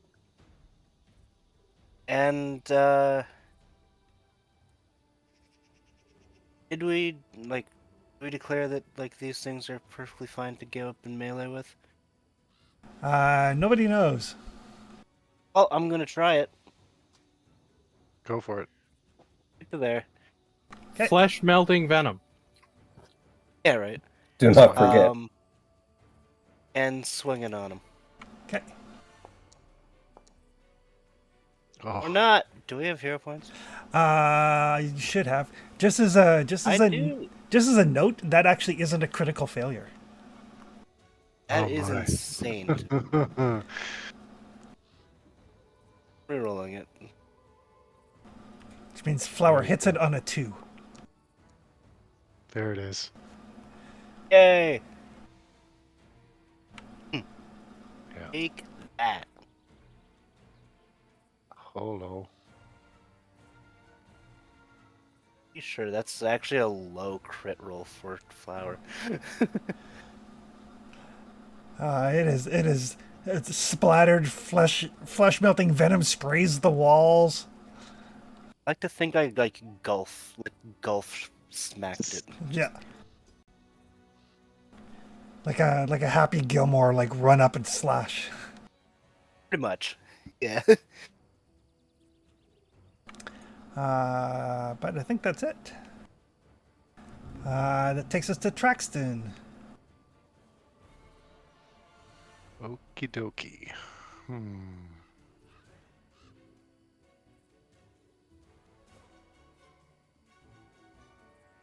I will move back to here and I will shoot the lead fungi twice, or at least attempt to do so. Okay.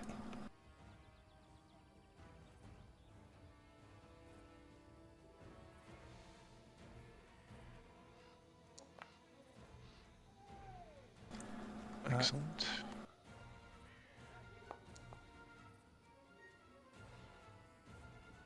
And second shot.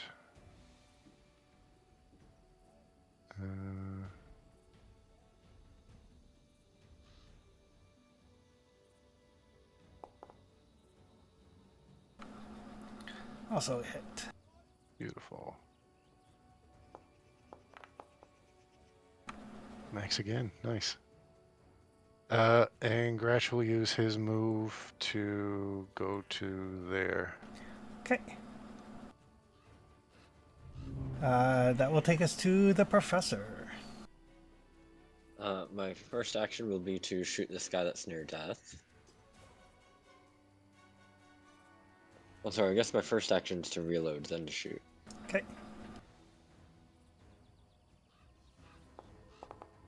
Oh boy. Nice. Professor's doing work today. Sweet. Class is in session. This is how you kill a mushroom, class.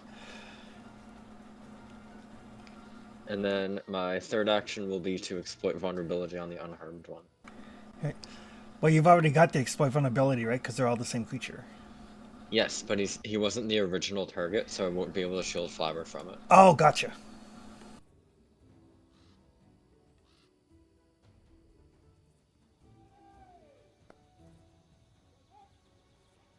But I don't have any additional questions. I don't think about them. Are they good to eat? Are they good to eat? They are not good to eat, but in fact, some people distill their flesh-rending venom down into something that can be used to coat weapons. Ooh, Oh. that's interesting. Mm-hmm. Keep that in mind when we're done here. Agreed. That will take us to Father Liam. Well, this seems to be going well.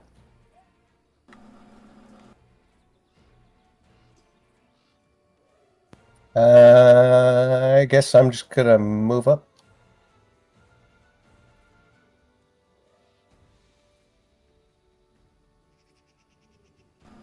Okay.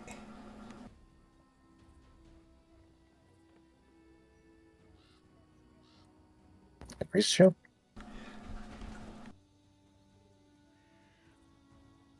Two strides to the shield. Okay, the non-immobilized one. Oh no, the immobilized one. Well, it would like to try to break free. It wants to break free. It does not break free. Just has to break free. Excellent. It struggles vainly to break free. But does not. Oh, all of its actions. Yeah. Nice. He tried so hard. It's like, In the end, it didn't even matter. That's right. That'll take us to Snow Maple. Right. I still don't want to move up on any of these. Well, you hear the word flesh-melting virus or venom, and suddenly everybody's like, "Ooh, let's not get too close." Yeah, What is it it's really not a good incentive. I'm just gonna move up to there, and I'm gonna go back to the bow and try for another shot.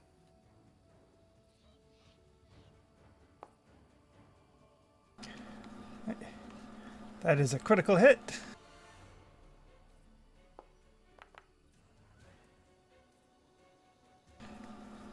Ooh, and it is frightened one. Sorry, which one? Oh, right. Which one were we? Which one were you shooting? The further back one. oh, I should have it targeted. Yeah. I think I have it targeted. Ooh, near death. frightened and stapled to the ground.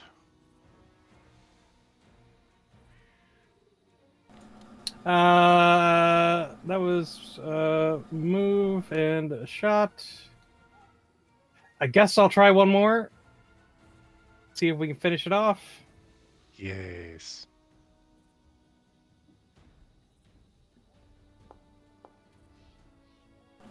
That is a hit.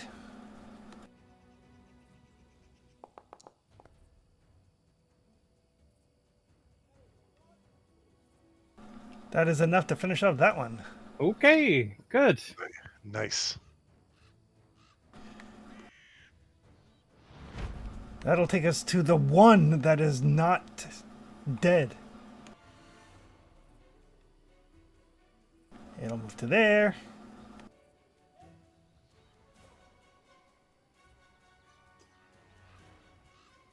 It'll move to there. Oh no. And then it will actually get to strike at Father Liam.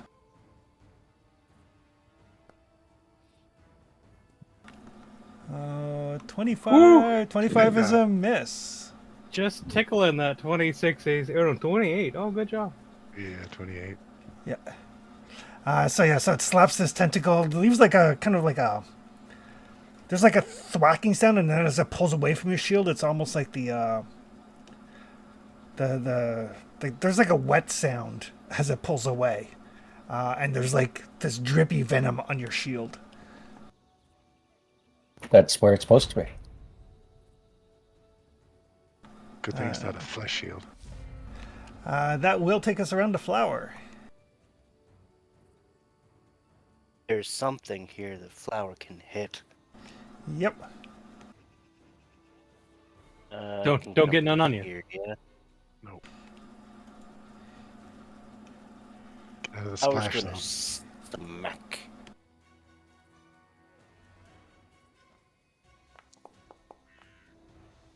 Oh yeah. Oof. Mm-hmm. Crits for days.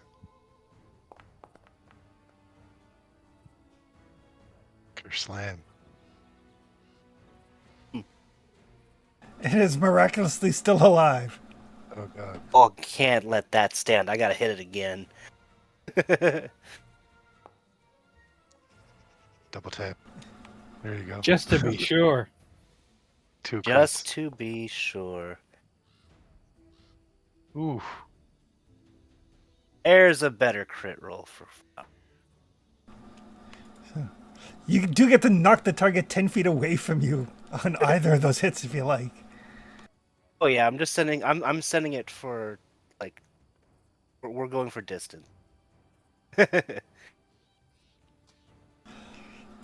All right.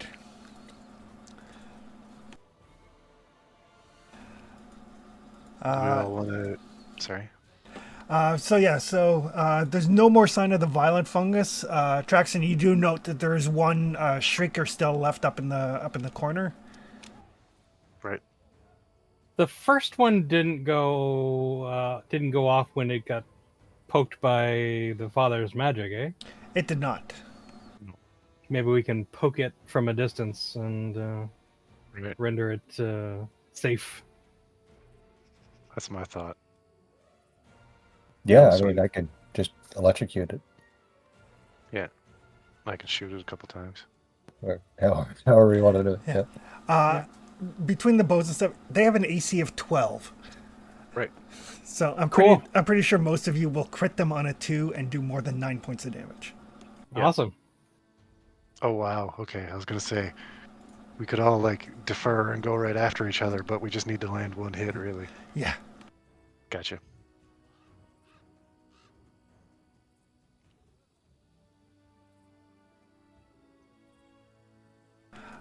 But yes, there's no sign of any other ambulatory fungi in the area. The two shriekers are done for.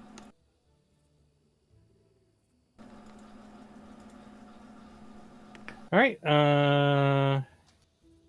Snow Maple will stealth forward. Scout ahead. Yeah, go take a looky, Lou. Okay. Which way are you going? Yeah, we got a few options. I think Snow Maple's looking for the big owlbear, so I'm not going to take the spider path or the plant path. Just going to go right down the middle. All right.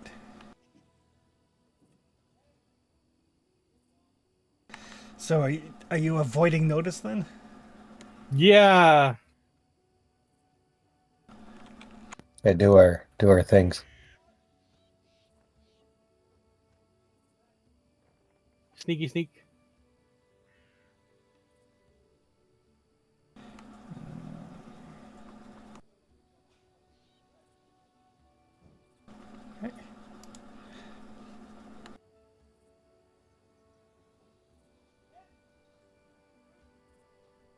Ooh. So yeah, as you start to move forward, Snow Maple, you do see something in the something large moving in that cavern. Right?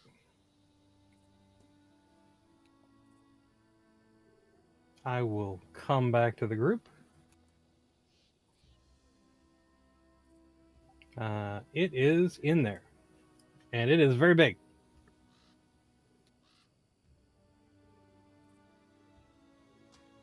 Want to try to plug it at the entrance and the rest of you shoot it, or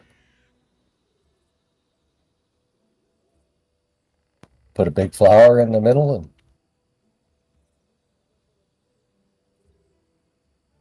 I think either of those things has a good possibility of working. Did it have any strangeness about it, Chris, or does it just look like a regular owlbear, only bigger? From what you could see, it looked like a regular owlbear, but much bigger. Okay. Yeah, I didn't get a great look at it, but it looks like a regular owlbear, only bigger.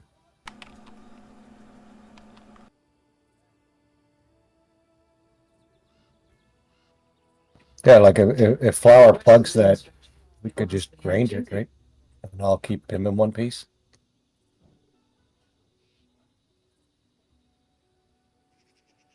No, whatever you guys think. Sure. I'm down to give it a try. You want to get angry, flower? That's my secret, Father. I'm always. You always angry? You're always It's intoxicated. so where there's that's also true, but so where there's a perceived threat, I can rage. Yeah. Yes, basically everybody can roll initiative because Snow Maple, you can use your stealth roll if you like. I will do so. Can I perceive it at all from here, Chris? If you can see it on the map, then you can see it. Right now I cannot. Before I could, but now I can't. It's about 30 feet into the room. I'll just have to Father, wait look at to us go. prey on it. Its name is the Beast That means The it's not beast. beaky. with a capital It B. does mean it's not Well, beaky. I feel like maybe Beaky attained his final form and now he is the beast. Yeah, final form. Beaky's on the juice. No, not beaky. He's a good boy. Ooh. Beaky eats people. And That Animal. means he's not a good boy. Specifically, He's the an people animal. I asked him to eat. True. He was Yeah. kind of directed, honestly. Right, Snow Maple, you are up first. All right. Stealth initiative is fast. This time, yeah. Yeah. Just say we can't see your roll, that's all.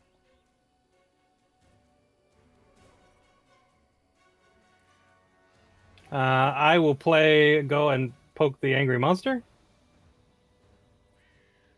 Oh, that's a big beast. Oh, I hope it goes after us.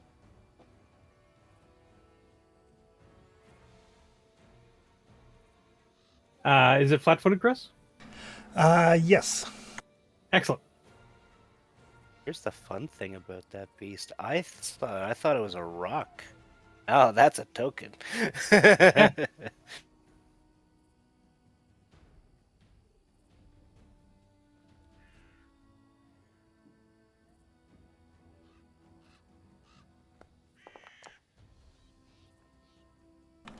31 is a hit.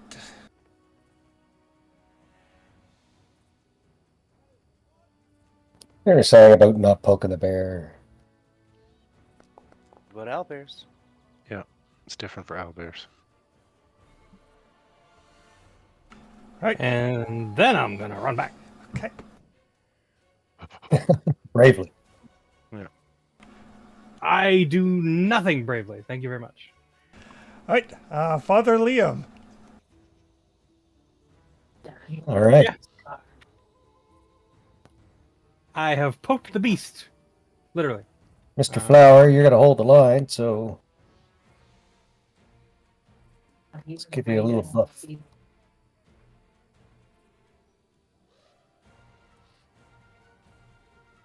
Here was for you. Little me. For you. Yep, The power of Abadar compels you. that's right. And that's 2 actions. Third action, I will. I'll take your ass kicking. Feels a little too clean. Yes, and orderly. Clean and orderly. I'll just raise you. Okay. That will take us to Flower. All right. So, Flower's gonna rage. And he's gonna grow.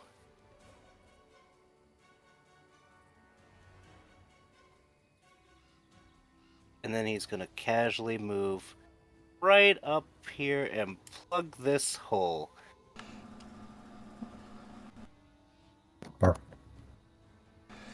All right. Traxton. All right. I perceive this thing, so I'm going to move to here, right behind my large friend, and I'm going to shoot this thing.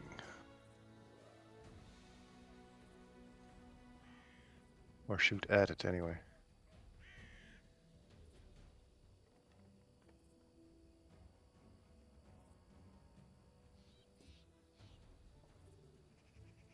Yep, I'm going to re-roll that.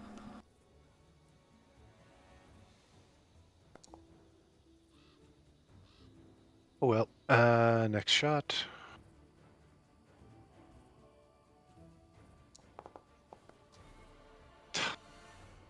Oof. Whatever. And I'll get, for his free move, he'll move to there. We've gone from AC suck to AC high. Yep. Terrified to see what its two-headed. I expect we'll know soon enough. Actually, I'm going to stay there with my move. That's my turn. The beast. The beast is going to let out a screeching advance.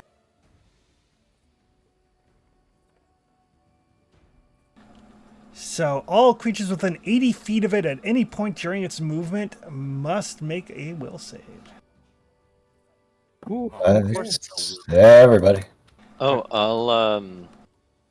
I'll cast counter performance. All right. So that I can make a performance check, and everybody can use the better between the two rolls. It is a DC 27 will save. Ooh. Okay. Snap.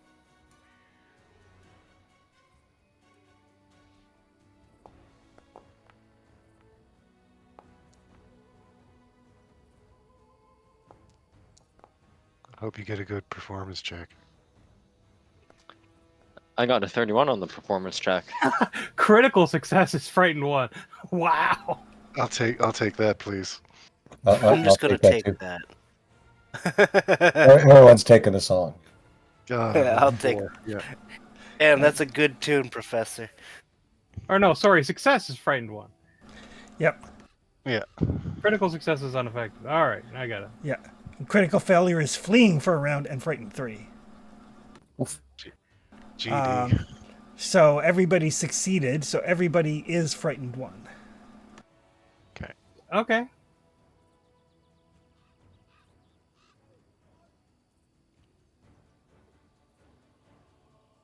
Good job, Prof.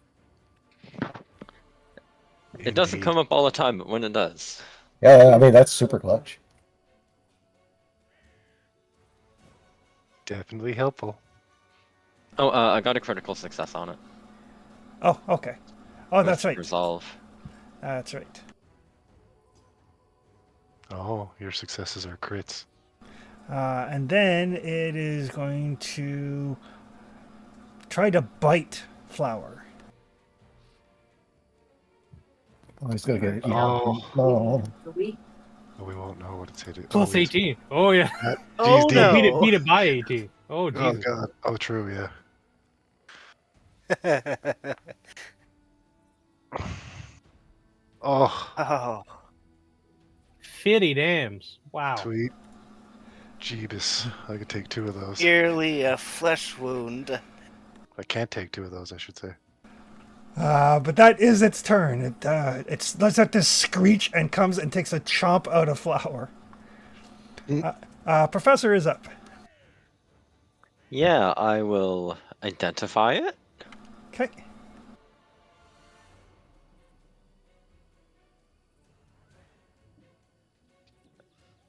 Oh, I will hero point that. Owlbear. Angry chicken. Ooh. Yeah. Oh, Oh, still not great. dice today aren't really good. And I believe I can only use that action once per round. Yep. So that complicates things.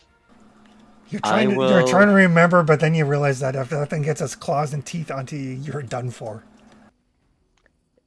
Yeah. I'm gonna spend 2 actions to cast Forbidding Ward on both Flower and the Owlbear. All right. So I'll give him a +1 bonus to AC and saving throws.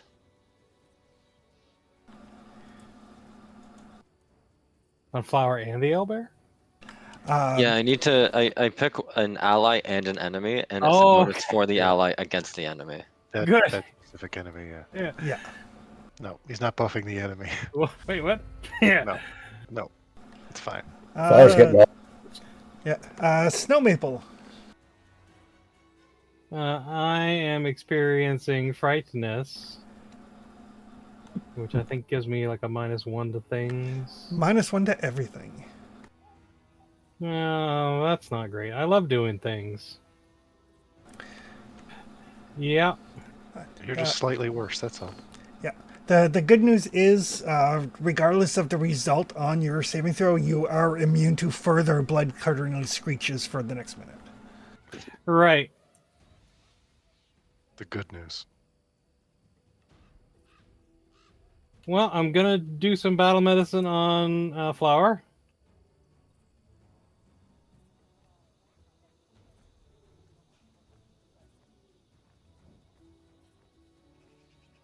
Give him back a spleen.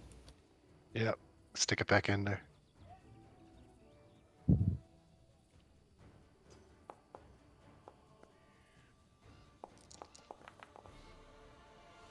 That's pretty good.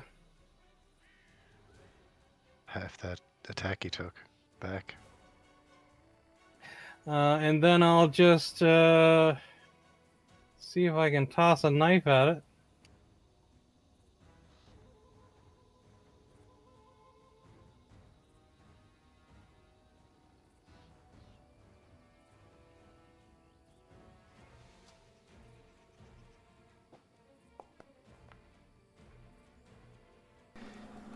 Nope, that's me. Okay. Father Liam. Okay, action 1, stride.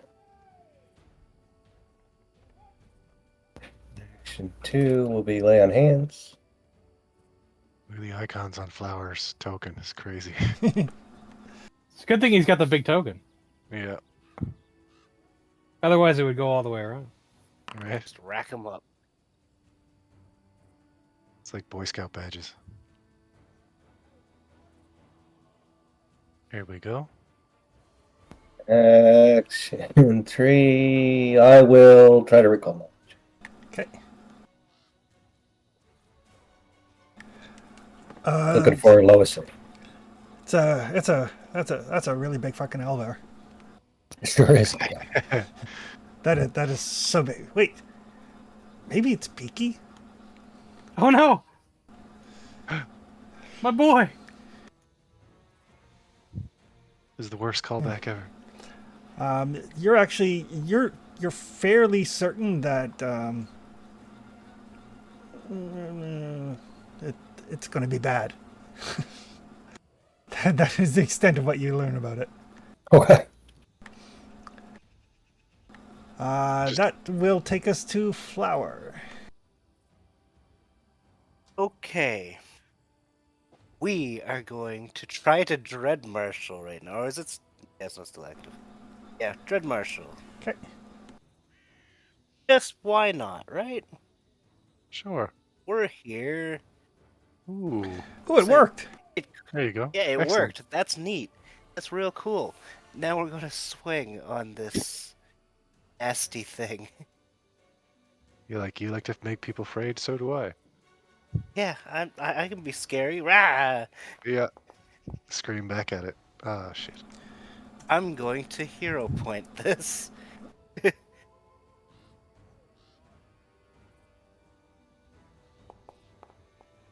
Ugh.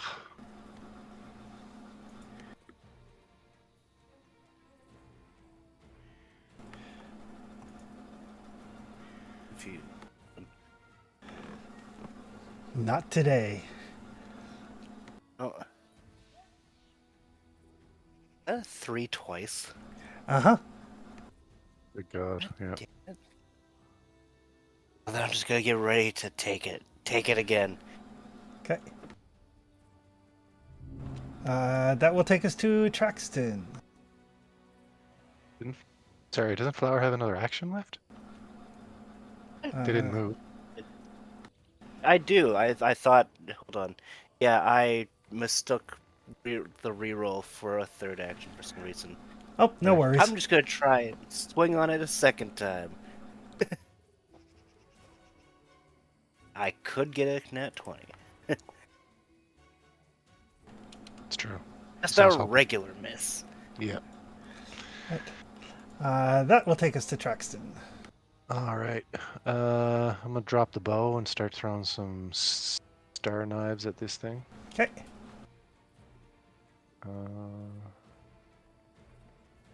Let's go. Damn it. All right. Oh crap! I did a wrong attack. I'm sorry. No worries.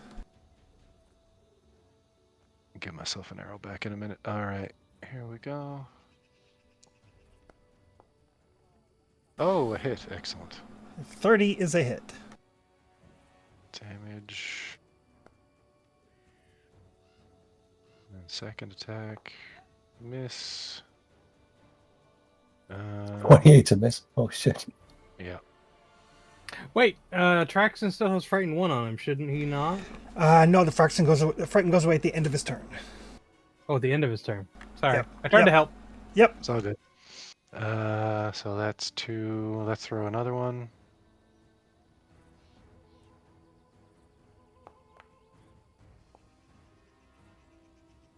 I might as well throw a 4th one because I can. May as well. Haven't moved anywhere. Probably not gonna hit, but hey. Yep. Definitely didn't hit. Alright, Shunk, shunk, shunk, shunk, shunk. yeah. I'll move Gretch to there, and that'll be my turn. Ooh, the beast. I have to drop that. Okay. Well, it is going to try to hit the Flower with a talon. Ugh. Shit. Yeah, take your crit. It's going to hit Flower for another 50.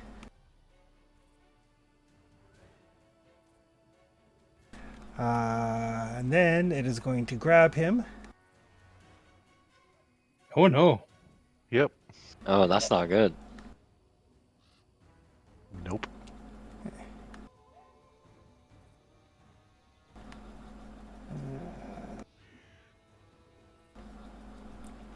Love him and squeeze him and call him George. Yeah.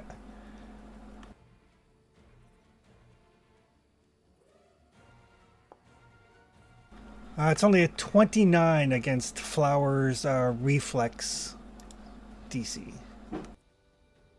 Reflex, that's my worst. So 29, so it will grab you. Yeah.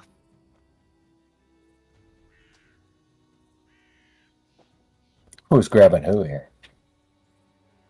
Oh, It it's is very grabbing him. much grabbing me. Yeah. Oh yeah. Like, there's Yeah. no question. It's grabbing me. Then it is going to try to gnaw you. Uh-huh. So that is so it gets to make a beak strike, and then if that hits, you get to make a will save. Oh, that's my second worst. Yeah, it's trying to disembowel you and get your tasty innards out. Yep. Not a crit though, at least. Not a crit. Not a crit. It must have Ugh. rolled real low. And then yes. Then I need you to make Will. a DC 30 will save. It's probably not happening, but we're gonna try it. Not quite. Surprisingly close, though. I got real close, but it didn't happen.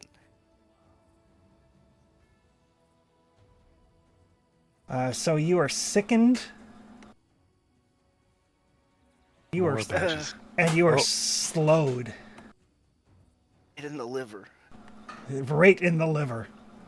Got all the status effects now. Yep. That will take us to the professor. I will try to identify it again. Okay.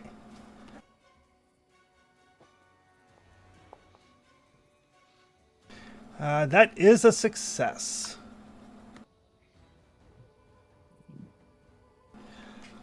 So what would you like to know about this creature? Can it do anything horrifying we haven't seen yet? No, it is. It's basically it is like ruptured Flower's intestines, and his kind of fecal tract is leaking into his bloodstream, making him sick Sweet.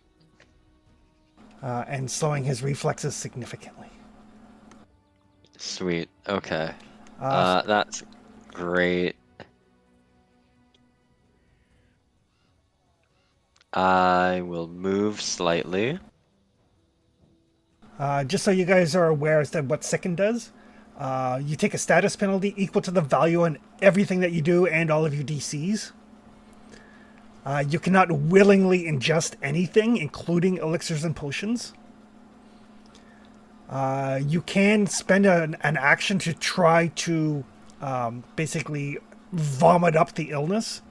It's a fortitude save against the DC of the effect, so it would be a DC 30 fortitude save. On a success, you reduce your sicken value by 1.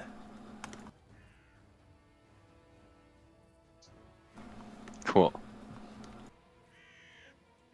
And I believe I shot last turn, so I will reload this turn. Okay. And that'll be me. That will take us to Flower. No, sorry, Cool. Snow Maple. My bad. Yeah, I was gonna say, wait a minute. Is Flower within reach still, or is Within your reach or its reach? it within my reach? Yeah, he's like right beside you. It's basically just grabbed onto them, but because the two of them are so big, Yeah, okay.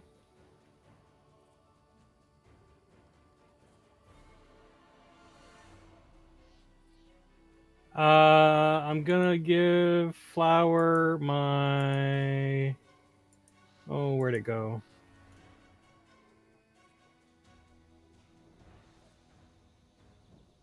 Healer's gloves.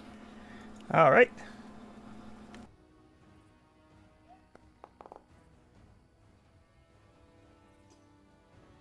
For 16 healing. All right.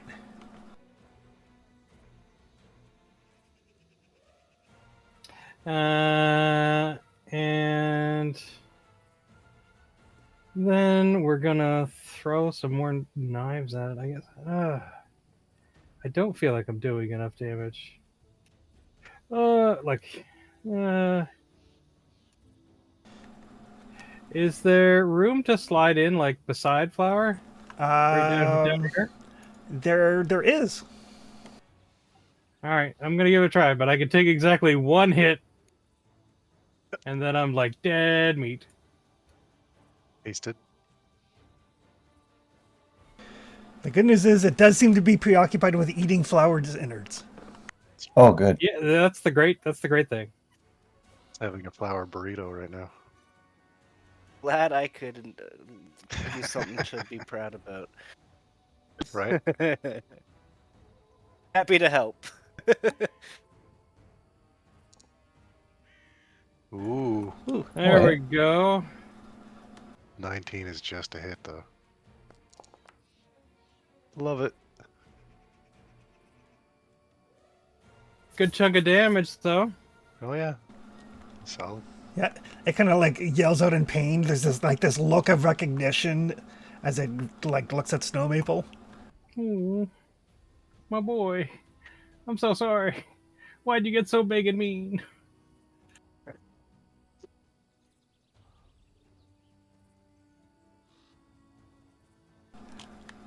And that's me. Okay. Oh, you're staying there? Well, no. Wait, do I? That's Oh, yeah, you did. Yeah, because you did the heal. right. The heal. Yeah. Yep. Stay there for hopefully one hit. Maybe. That will take us to Father Liam. Oh, Snow. So brave. I'm gonna miss you so much. Yeah.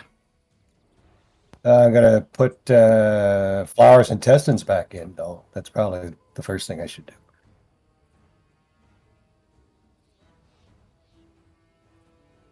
He probably wants those. Probably does. I mean, the beast There is like you chewing on them. I'm like Podjail's like, stop it! Those are mine! Leave my lungs alone. Those are mine. Guys, I I'm need those. fairly injured. Okay. Mhm.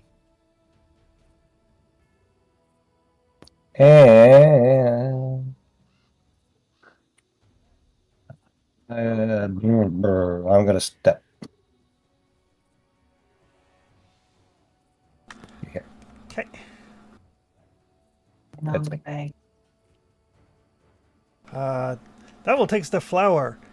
Flower, you do not feel so good. You are off guard. You are immobilized. You are grabbed. You're sick.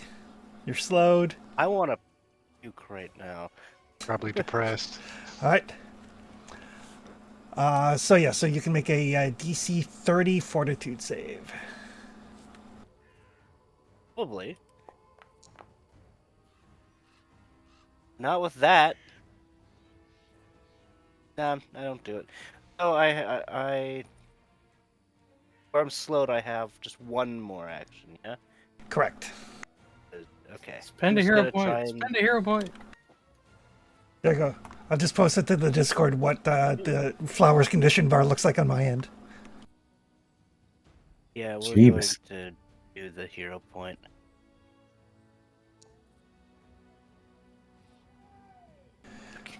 Nope. Well, we're just swinging. We're gonna swing. Give me something good. It's a hit. It is a hit. It is a hit. It is a hit because Snow Maple is still there distracting it. Yeah. You're a real gem, Snow. I'll miss you. Yeah. That's fair. Take it. Just take it. Well, Bad Beaky. it is now badly injured. Bad Beaky. That will take us to Traxton.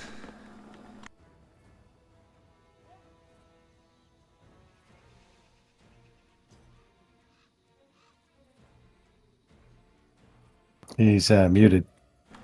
Oh. If you're talking, Traxton.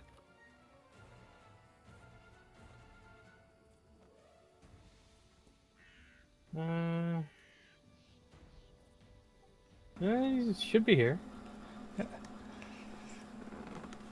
Ye- I can't hear you, pal. Yeah, you're muted, Tom, but you're up.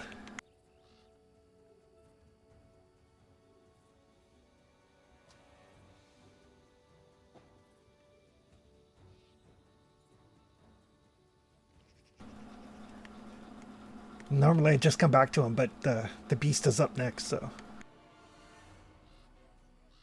Oh, he's got an emergency. I'm here now, though. Alright. My turn, sorry? Yes, you're up. Okay. Sorry about that. No worries. Gonna continue to throw some star knives, as I think I have one more volley left.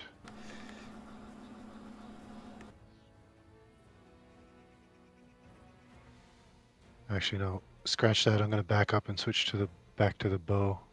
Okay. I'm measuring distance from the first square that it is in straight ahead, sort of thing, right? Yep, that's fine. Okay, so I need to go back 10. Yeah.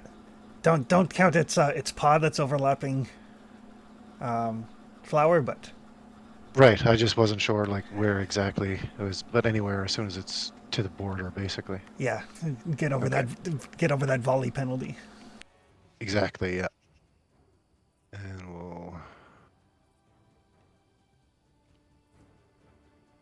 Oh, I did have to drop the bow, so I do have to pick it up. Is that an action? That is an action.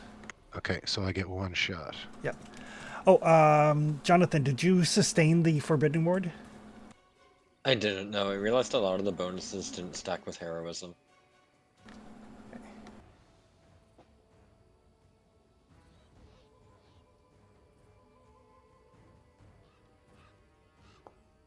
Oh, Oh, It literally can't get any worse, so I might as well re-roll that one. may as well. Yeah. Yeah, Jesus. it got better, but not good. Yeah. It's still a crit miss. The beast. God. Well, it'll use one action to sustain the grab. And then it may as well gnaw again.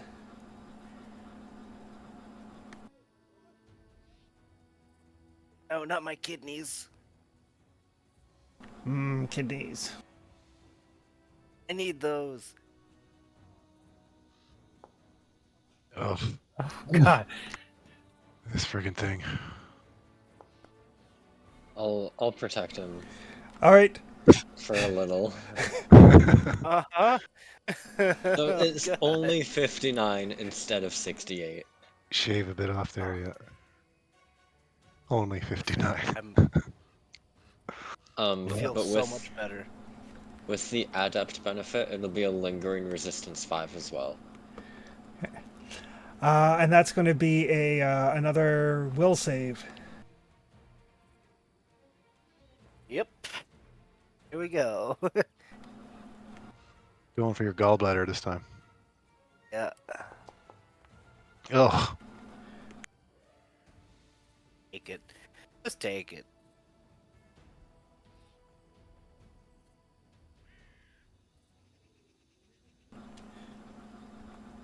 And then it's going to lash a cloud at Snow Maple. Ack.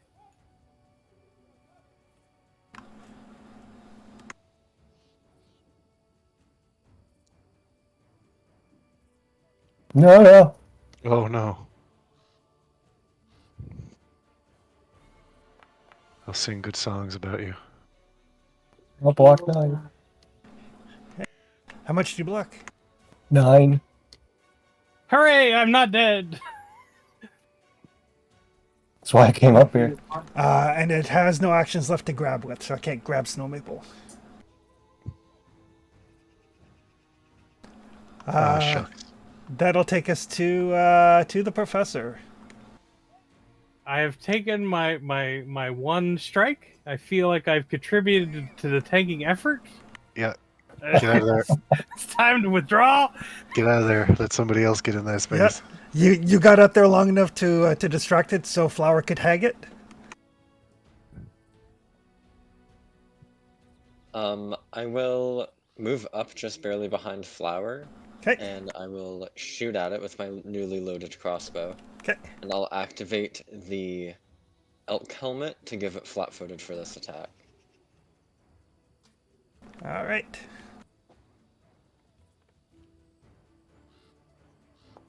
Oh, Oof. whoa, there you go. Oh, Natural 20.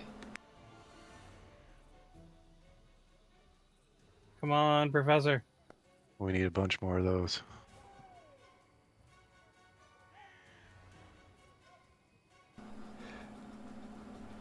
Ooh, it is near death, Whew. And frightened. and it is Oh. frightened. Sweet.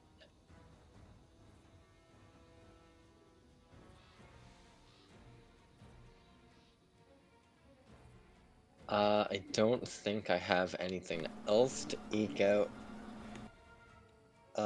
So I will raise my shield. Okay.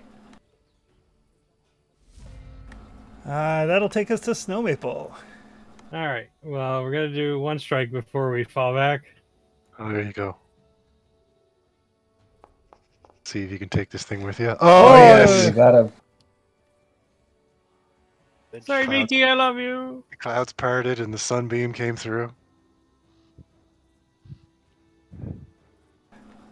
Oh, Uh, Snow, you killed your bestie. It's Go to sleep, Beaky. Go to poetic. sleep.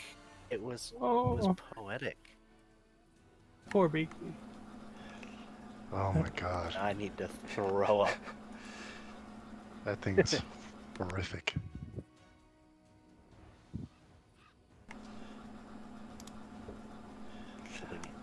And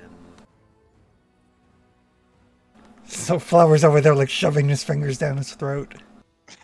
yeah, gotta throw up. Snow So, Maple it's a four- collapses onto the big furry body. No, my boy. Sobbing. It's fortitude, yeah. Yes.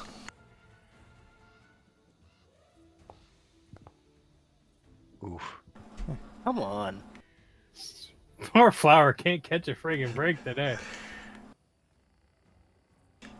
But I mean, he did tank like 200-ish points of damage. Oh yeah. Yeah. He sure did. Oh yeah. 50. Like it Can I- didn't do can I anything less just- than 50. Yeah. Can I just keep making this? Yeah, eventually you will make it. There's no current danger to you, so Oh. There we go. and yeah, basically normally if you succeed you reduce the sickness level by 1, but with Juggernaut, because it's a success, becomes a critical success, reduces it by 2, so Yeah. eventually you just bring up this like all this just vile nasty stuff that has gotten into your Mostly bloodstream. blood. A lot of blood. Then a big burp and you're fine. Yeah. Yeah, well, let's spend some time catching everybody up. Uh-huh. Poor Beaky. Except for Beaky. And from deeper in the room, you hear like a very kind of like tiny, chirping, growling sound. Oh no. Oh, Beaky too. no. The offspring of Beaky. Have to find baby Beaky. Yeah. Oh yeah, we definitely will. But yes, as we kind of bring this session to a close, Snow Maple, you kind of look back at Where are you, baby Beaky? what was once Beaky. But you do find a tiny little, looks like a relatively newborn owlbear cub. We'll raise this one right. We will. And No people for this one. it does not seem to have any of the plant growths or anything on it. Oh. Perfect. We have to take him home and domesticate him. Yep. Very, You don't. very Baldur's Gate. Yeah. You don't. I will. But yes, we will. With the death of the old Beaky and the new Beaky being rescued, we'll draw this session to a close. Yeah. Everybody gets 160 XP. 392. Oh, sorry. What was it? 160. 392 total. 392. Okay. And we will pick this up in a couple of weeks. There are still some more of the caves here to explore if you wish. And you can also definitely examine the dead body of Beakies for more information about what's going on. Yeah. Excellent. All right. Thanks, Chris. No worries. Thanks, guys, and we'll see everybody in a couple of weeks. All right, sounds Sounds good. good. Thanks for running. Yeah. Have a good night. Bye, everyone. Night, everybody. Yes.